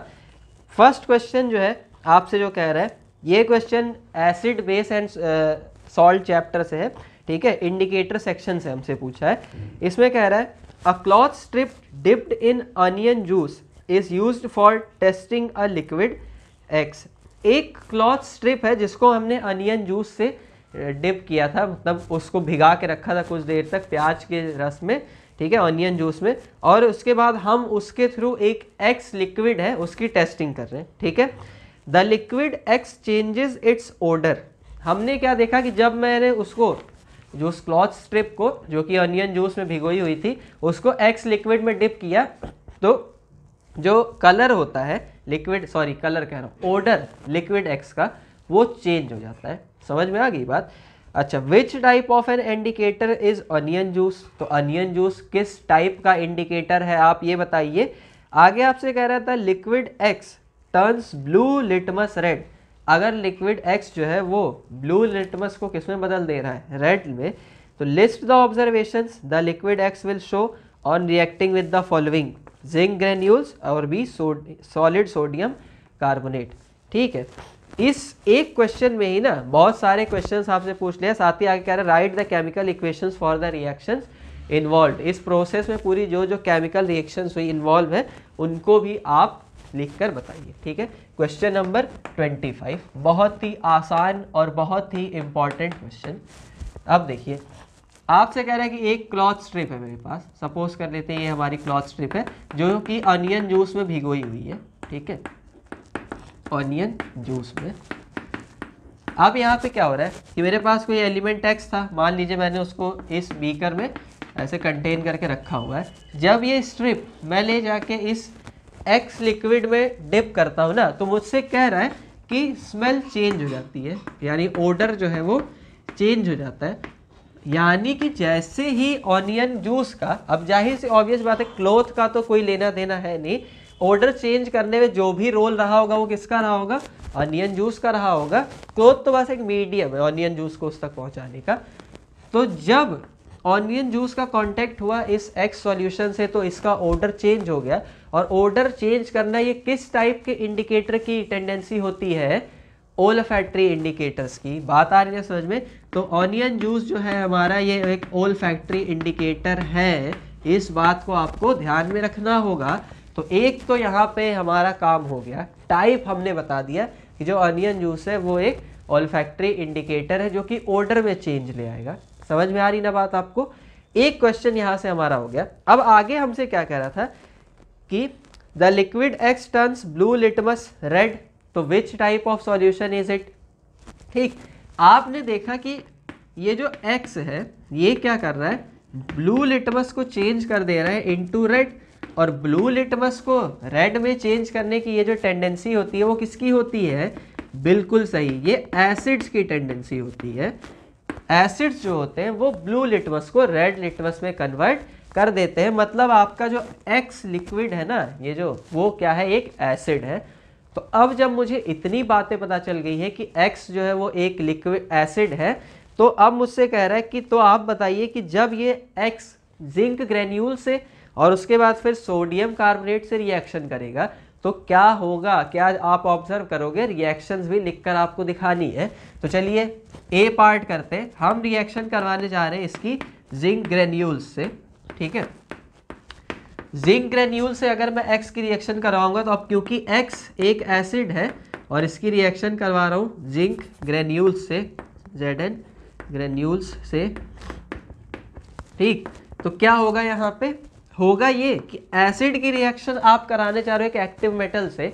तो जब भी हम किसी एसिड की रिएक्शन किसी एक्टिव मेटल से करवाते हैं, हाइड्रोजन इवॉल्व होती है और मेटल के सॉल्ट का फॉर्मेशन होता है। मुझे पता है, याद है मुझे ये सारी चीज़ें। तो मैं डायरेक्टली यहाँ पे कर दूंगा कि जो सॉल्ट बनेगा क्या बनेगा, जिंक सॉल्ट बनेगा, जिंक का कोई सॉल्ट, और हाइड्रोजन यहाँ से रिलीज होगी। ये बात तो अपने आप में क्लियर है। अब इस चीज़ का आप एक एग्जांपल भी देख सकते हो, बात आएगी समझ में। जैसे HCl है, HCl की रिएक्शन आप करवा दो जिंक से, जिंक ग्रेन्यूल से, तो ये जब इससे रिएक्ट करेगा तो ZnCl2 सॉल्ट का फॉर्मेशन होगा और हाइड्रोजन गैस यहाँ से आपकी रिलीज हो जाएगी। समझ में आ रही बात। तो ऐसे एग्जाम्पल आप दे दोगे तो और ज़्यादा क्लियर हो जाएगा एग्जामिनर को आपका जो भी तरीका है जो आंसर लिखने का वो। तो रिएक्शन बैलेंस करनी है तो यहाँ 2 टाइम लगाते ही ये रिएक्शन अपने आप में बैलेंस हो जाती है। समझ में आ गई बात। ये तो ए पार्ट था। बी पार्ट की अगर हम बात करें कि जब इसकी रिएक्शन हम सोडियम कार्बोनेट से करवा रहे हैं, सॉलिड सोडियम कार्बोनेट से, तब क्या होता है। तो देखिए एक्स की रिएक्शन, अब एक्स क्या, हम HCl का एग्जाम्पल ले लेते हैं क्योंकि एक्स कोई एसिड ही है। तो HCl की रिएक्शन अगर हम करवा दें किससे, Na2CO3, ये है सॉलिड सोडियम कार्बोनेट। ठीक है, ध्यान रखना होगा। इससे इसकी रिएक्शन करवाए तो reaction of N acid with metal carbonate, जब भी किसी एसिड की रिएक्शन मेटल कार्बोनेट या मेटल बाई कार्बोनेट के साथ में करवाई जाती है तो क्या होता है, हाँ, उसके सॉल्ट का फॉर्मेशन होता है, मेटल के सॉल्ट का, कार्बन डाइऑक्साइड रिलीज होती है और वाटर का फॉर्मेशन होता है। तो यहाँ से क्या होगा, एक सॉल्ट बनेगा NaCl, ठीक है, कार्बन डाइऑक्साइड गैस इवॉल्व होगी और वाटर का फॉर्मेशन होगा प्लस H2O। समझ में आ गई बात आपको। तो अगर ये वाटर ना दिख रहा हो यहाँ आपको तो आप इसको यहाँ पे लिख सकते हैं कि H2O बनेगा। समझ में आई बात। तो रिएक्शन बैलेंस अगर आपको करवाना है तो देखिए यहाँ क्लियरली 2 सोडियम है तो यहाँ 2 लगाएंगे, क्लोरीन 2 हो गए तो यहाँ भी 2 लगाएंगे। अब ये रिएक्शन जो है वो बैलेंस हो गई है। बात आ गई आपको समझ में। तो इस तरह से आपको करना होगा इस क्वेश्चन को। आप क्लियरली देख सकते हो ना कि क्वेश्चन एकदम सिंपल है। अगर आपको acid base reaction chapter, acid base salt आपने अच्छे से पढ़ा है, छोटी छोटी सी बातें आपको चैप्टर से मालूम है ना, बहुत आराम से आप कर सकते हो इस क्वेश्चन को। समझ में आ गई बात। क्या कुछ भी टफ पूछा है, कुछ भी एक्सेप्शनल पूछा है, नहीं, छोटी छोटी जनरल सी बातें पता हो, मेरा काम वहीं पे आसान हो जाता है। तो एक बहुत ही अच्छा क्वेश्चन, 5 मार्क्स का क्वेश्चन है, 5 मार्क आपको इसके लिए मिलेंगे। समझ में आई बात। अगला क्वेश्चन चलिए हम लोग यहाँ से अब देखते हैं। नेक्स्ट जो हमारा क्वेश्चन है इसी का सेकंड पार्ट है, मतलब ये भी ऑप्शनल क्वेश्चन है, ये वाला करिए चाहे अब जो बताने जा रहा हूँ वो। इसमें हमसे कह रहा है define water of crystallization. Water of crystallization क्या होता है, इस चीज को आप डिफाइन करिए। आगे कह रहा है give the chemical formula for 2 compounds as examples. 2 compounds का आप एग्जाम्पल भी दीजिए जिनमें वाटर ऑफ क्रिस्टलाइजेशन इन्वॉल्व होता है, लेकिन नाम लिख के नहीं, फॉर्मूला लिख के, फॉर्मूला उसने बोला है।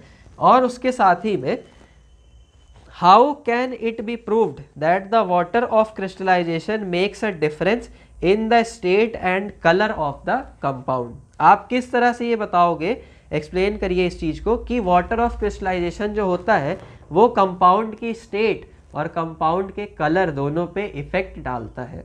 बात आई समझ में, कंपाउंड की स्टेट और कंपाउंड के कलर दोनों पे इसका इफेक्ट होता है। इस चीज़ को भी आप प्रूव करके बताओ। तो ये भी अपने आप में एक बहुत ही सिंपल और बहुत ही अच्छा क्वेश्चन है। वाटर ऑफ क्रिस्टलाइजेशन की बात करते हैं सबसे पहले। तो देखिए किसी सॉल्ट के साथ में जो बॉन्डेड एक्सेस वाटर मॉलिक्यूल्स होते हैं ना, उनको हम वाटर ऑफ क्रिस्टलाइजेशन के तौर पे जानते हैं। क्या मैंने बोला, किसी सॉल्ट के साथ में बॉन्डेड एक्सेस वाटर मॉलिक्यूल्स जो होते हैं उन्हें मैं किस नाम से जानता हूँ, वाटर ऑफ क्रिस्टलाइजेशन के नाम से। मतलब the excess water molecules bonded directly with salt are known as या is known as water of crystallization. कोई दिक्कत इसमें कोई नहीं। अब एग्जाम्पल की अगर मुझसे बात कर रहे हैं तो एग्जाम्पल देखिए, आप इसके कई सारे एग्जाम्पल्स दे सकते हैं। 2 बोला है ना, चलिए हम बात कर लेते हैं। जैसे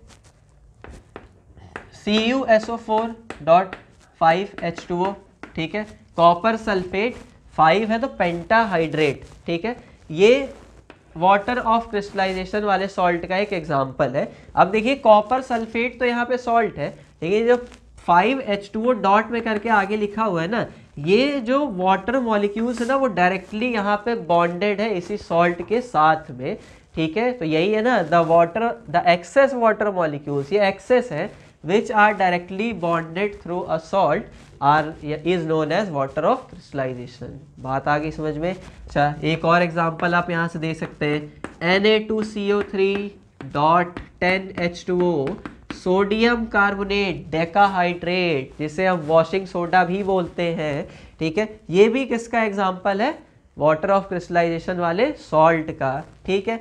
इसके अलावा कैल्शियम सल्फेट डाइहाइड्रेट, ये क्या है, जिप्सम है। जिप्सम आप आगे आपने पढ़ा होगा सॉल्ट वाले चैप्टर में, ठीक है। सीमेंट का एक इंपॉर्टेंट कंस्टिट्यूएंट होता है जिप्सम। तो ये भी किसका एग्जाम्पल है, वाटर ऑफ क्रिस्टलाइजेशन वाले सॉल्ट का।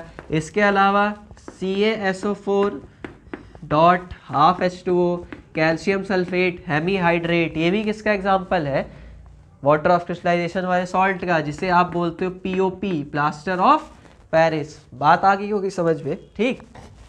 और फिटकरी, जिसे आप एलम भी बोलते हो, पोटेशियम एल्यूमिनियम सल्फेट K2SO4.Al2SO4 का होल थ्राइस .24H2O, ठीक है, पोटेशियम एल्यूमिनियम सल्फेट। इससे भी हम क्या बोलेंगे, एक ऐसे सॉल्ट का एग्जाम्पल जिसमें वाटर ऑफ क्रिस्टलाइजेशन प्रेजेंट है। समझ में आ रही ना बात। तो ये तो हो गया वाटर ऑफ क्रिस्टलाइजेशन क्या होता है, और वाटर ऑफ क्रिस्टलाइजेशन वाले सॉल्ट का एग्जाम्पल हमने दे दिया विद फॉर्मूला, केमिकल फॉर्मूले के साथ में। अब आपसे कह रहा है कि आप किस तरह से ये प्रूव करेंगे कि अगर किसी सॉल्ट में वाटर ऑफ क्रिस्टलाइजेशन है तो वो उस सॉल्ट की स्टेट एज वेल एज उसके कलर के ऊपर भी इफेक्ट डालता है।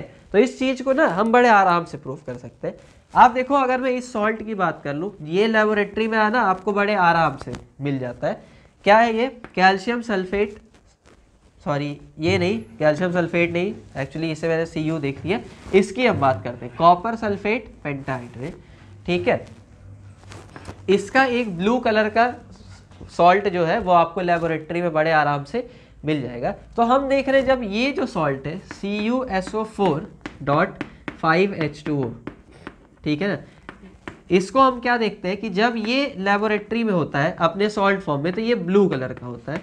किस कलर का होता है, ब्लू कलर का, ठीक है ना। लेकिन अगर मैं इसको हीट कर दूं तो हीट करने पे क्या होता है, इसमें से जो एक्सेस वाटर मॉलिक्यूल्स है वो रिलीज हो जाते हैं, वो निकल जाते हैं यहाँ से, ठीक। मतलब यहाँ बचा क्या, आप खाली CuSO4।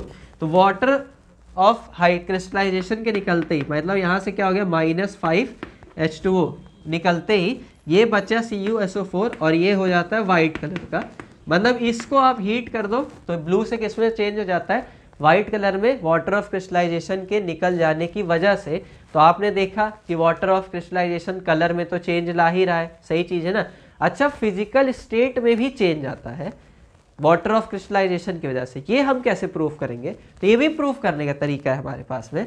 देखिए ये है POP, प्लास्टर ऑफ पेरिस। आपके घर में अगर नॉर्मल कंस्ट्रक्शन कभी हो रहा होगा या हुआ होगा तो आपने POP को तो देखा ही होगा, ये एक वाइट कलर का पाउडर होता है, ठीक है। तो POP क्या है, एक वाइट पाउडर, क्या CaSO4 डॉट में ½ H2O, समझ में आ गई बात। और आप क्या करो ना, जब इसको मिक्स कर दो पानी के साथ में, जब POP में आप और वाटर मिला रहे हो, ठीक है, POP वाइट पाउडर है तो उसका तो हम कुछ कर नहीं सकते, उसमें पानी मिलाएंगे तभी तो कहीं अप्लाई करेंगे उसको। तो वाटर मिलाते देखिए क्या होता है, ये कन्वर्ट हो जाता है CaSO4.2H2O में, इसे हम बोलते हैं जिप्सम। इसे क्या बोलते हैं, जिप्सम। और फिर ये हार्ड होने लगता है, जिप्सम बनते ही क्या होने लगता है, हार्ड होने लगता है। तो आप देखो वाइट पाउडर से जिप्सम में कन्वर्ट हो गया, अब हार्ड मतलब क्या, सॉलिड हो गया। तो आप खुद देख सकते हो कि इसकी फिजिकल स्टेट में भी चेंज आ रहा है वाटर ऑफ क्रिस्टलाइजेशन की वजह से। जब हाफ वाटर ऑफ क्रिस्टलाइजेशन का पार्ट था तो ये वाइट पाउडर था, जब इसमें वाटर ऑफ क्रिस्टलाइजेशन का पार्ट बढ़ के 2 हो गया, 2 हो गया, तो ये जो है सॉलिड बन गया। समझ में आई। तो ये 2 एग्जाम्पल है जिनकी हेल्प से आप ये भी बता सकते हो बड़े आराम से कि वाटर ऑफ क्रिस्टलाइजेशन जो है वो किसी कंपाउंड के कलर एज वेल एज उसकी फिजिकल स्टेट दोनों में चेंज लाने के लिए उत्तरदायी होता है।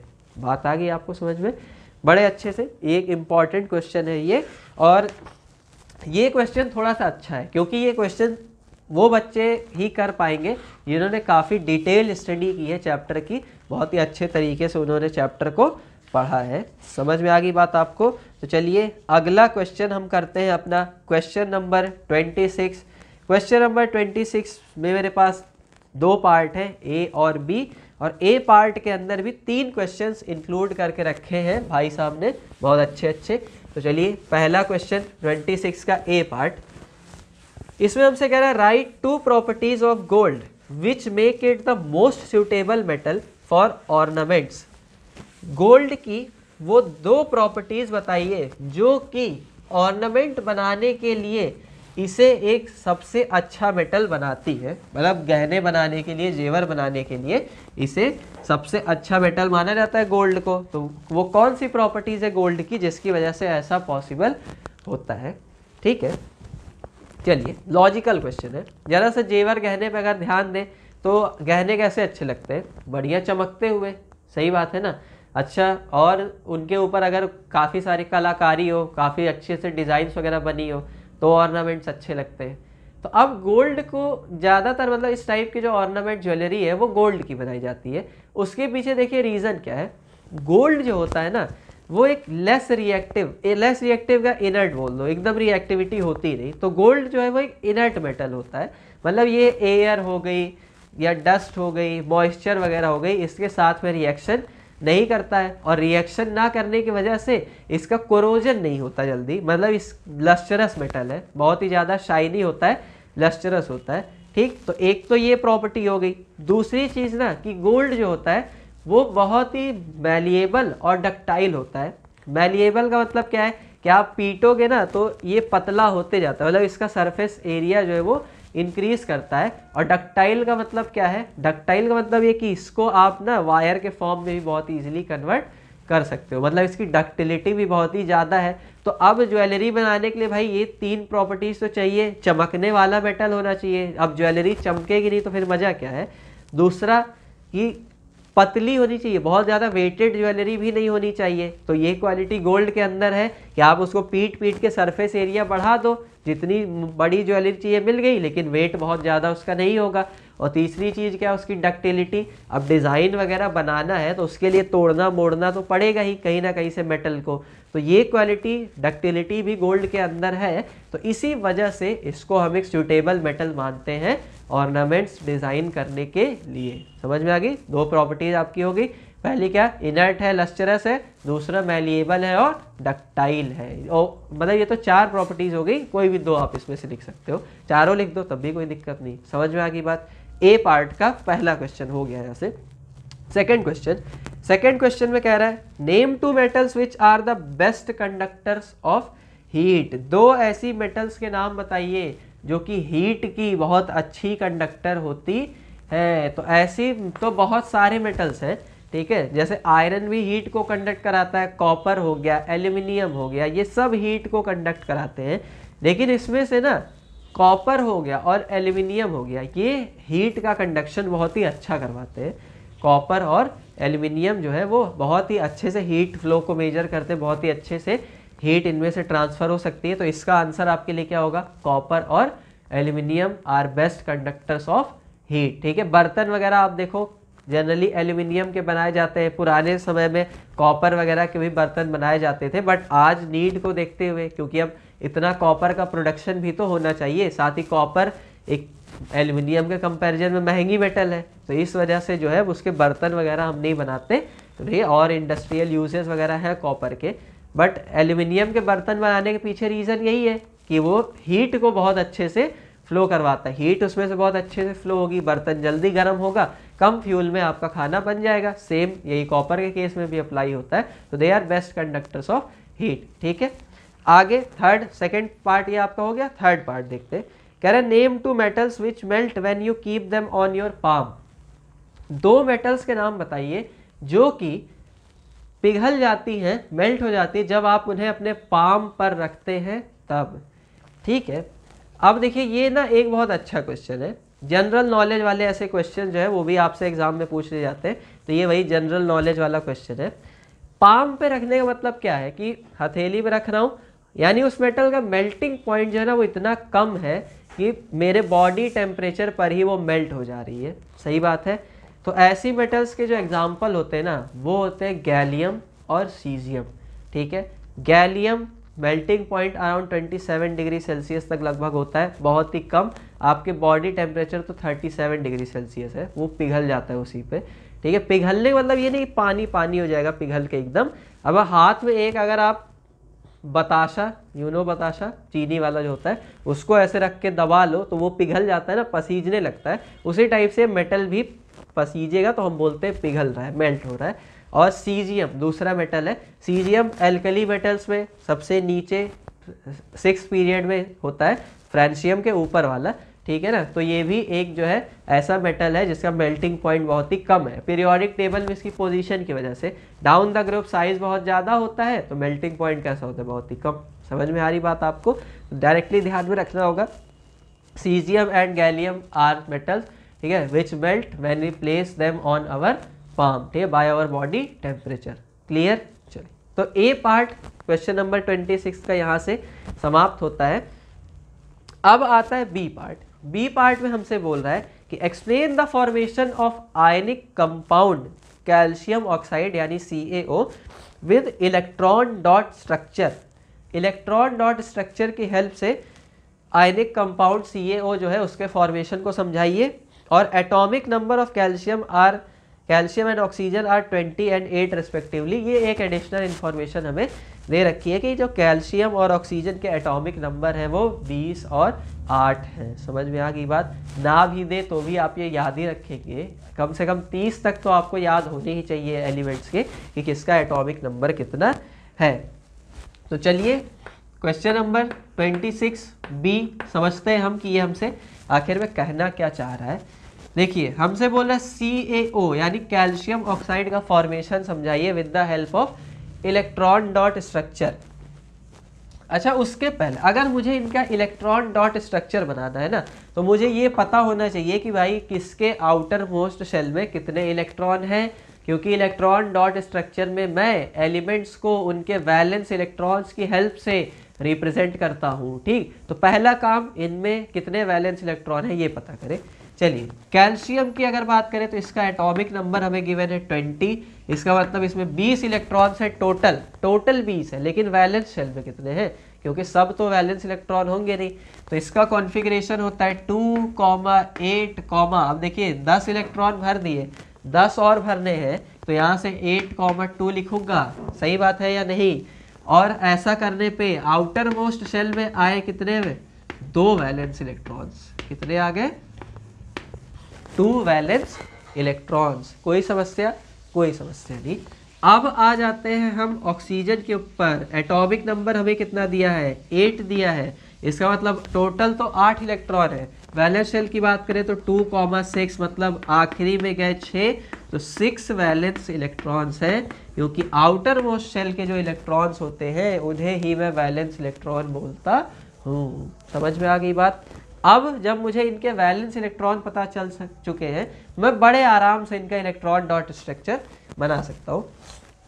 देखिए होगा क्या, कैल्शियम के पास में 2 वैलेंस इलेक्ट्रॉन, मतलब एक ये रहा और दूसरा ये, डॉट से रिप्रेजेंट करिए चाहे क्रॉस से कर दीजिए, कोई नहीं। तो ये हो गया कैल्शियम के 2 वैलेंस इलेक्ट्रॉन।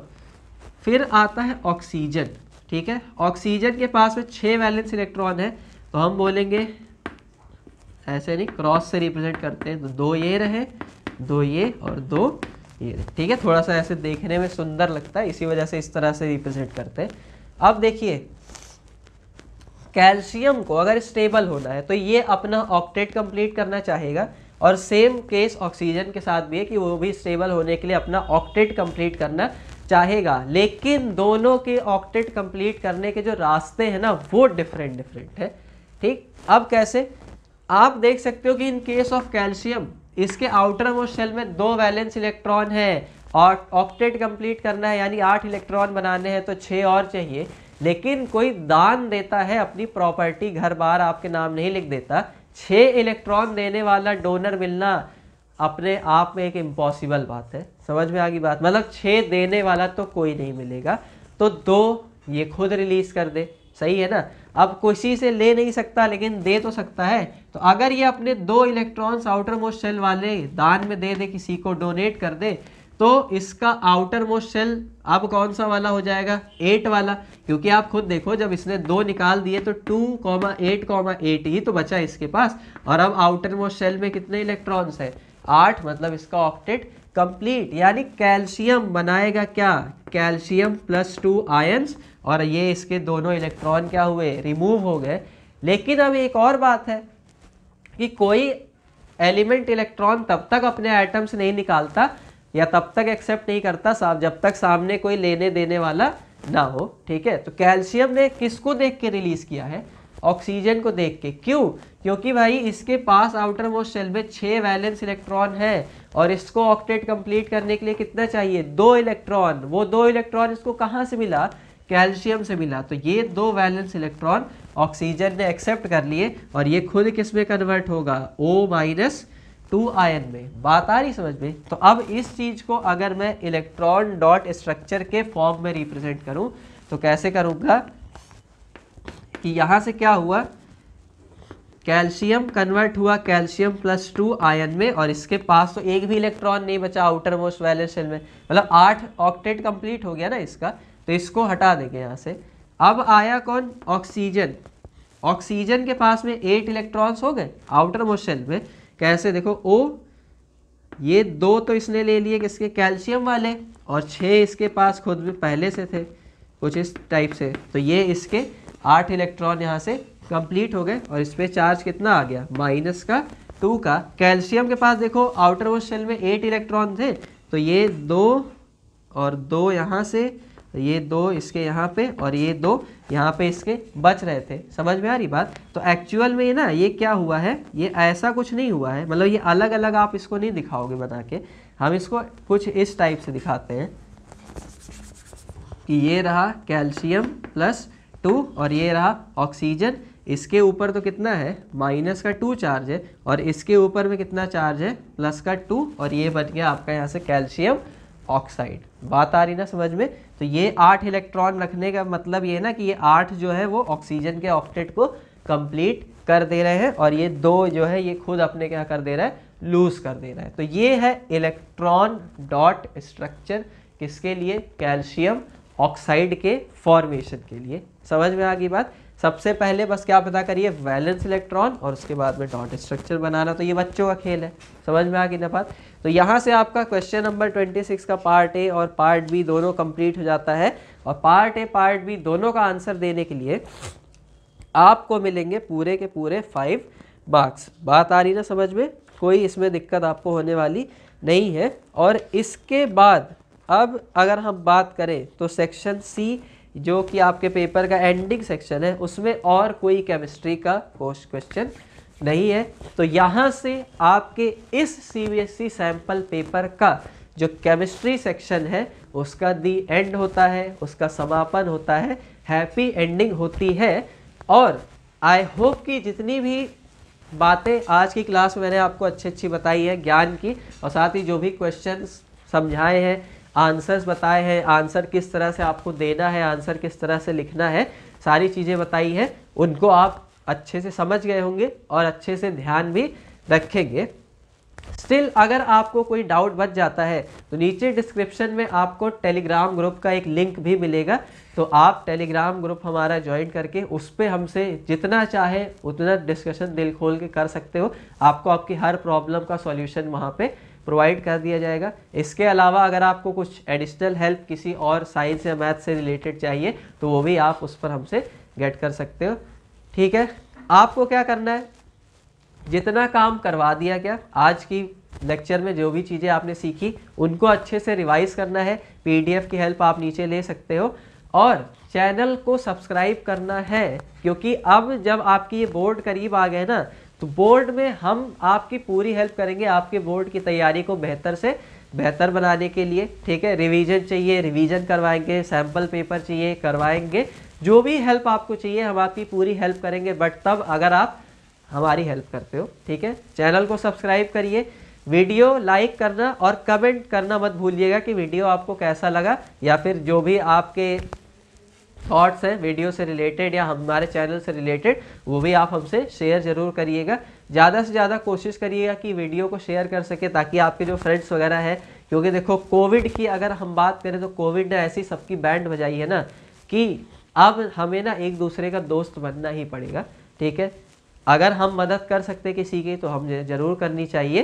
तो वीडियो जितना ज़्यादा से ज़्यादा हो सके शेयर करो, फ्री ऑफ कॉस्ट है, कुछ नहीं लगना, थोड़ा सा नेट लगेगा, उतना तो वेस्ट ही हम कर देते। ठीक है ना, तो ताकि आपके फ्रेंड वगैरह भी इससे बेनिफिट गेट कर सके। तो इसी अच्छे थॉट के साथ मिलेंगे इसी सैम्पल पेपर के अगले पार्ट के डिस्कशन में। मैं नहीं मिलूंगा, कोई और मिलेगा आपको, फिजिक्स का जो भी करवाएगा या मैथ्स का जो भी करवाएगा। ठीक है, टिल देन बाय।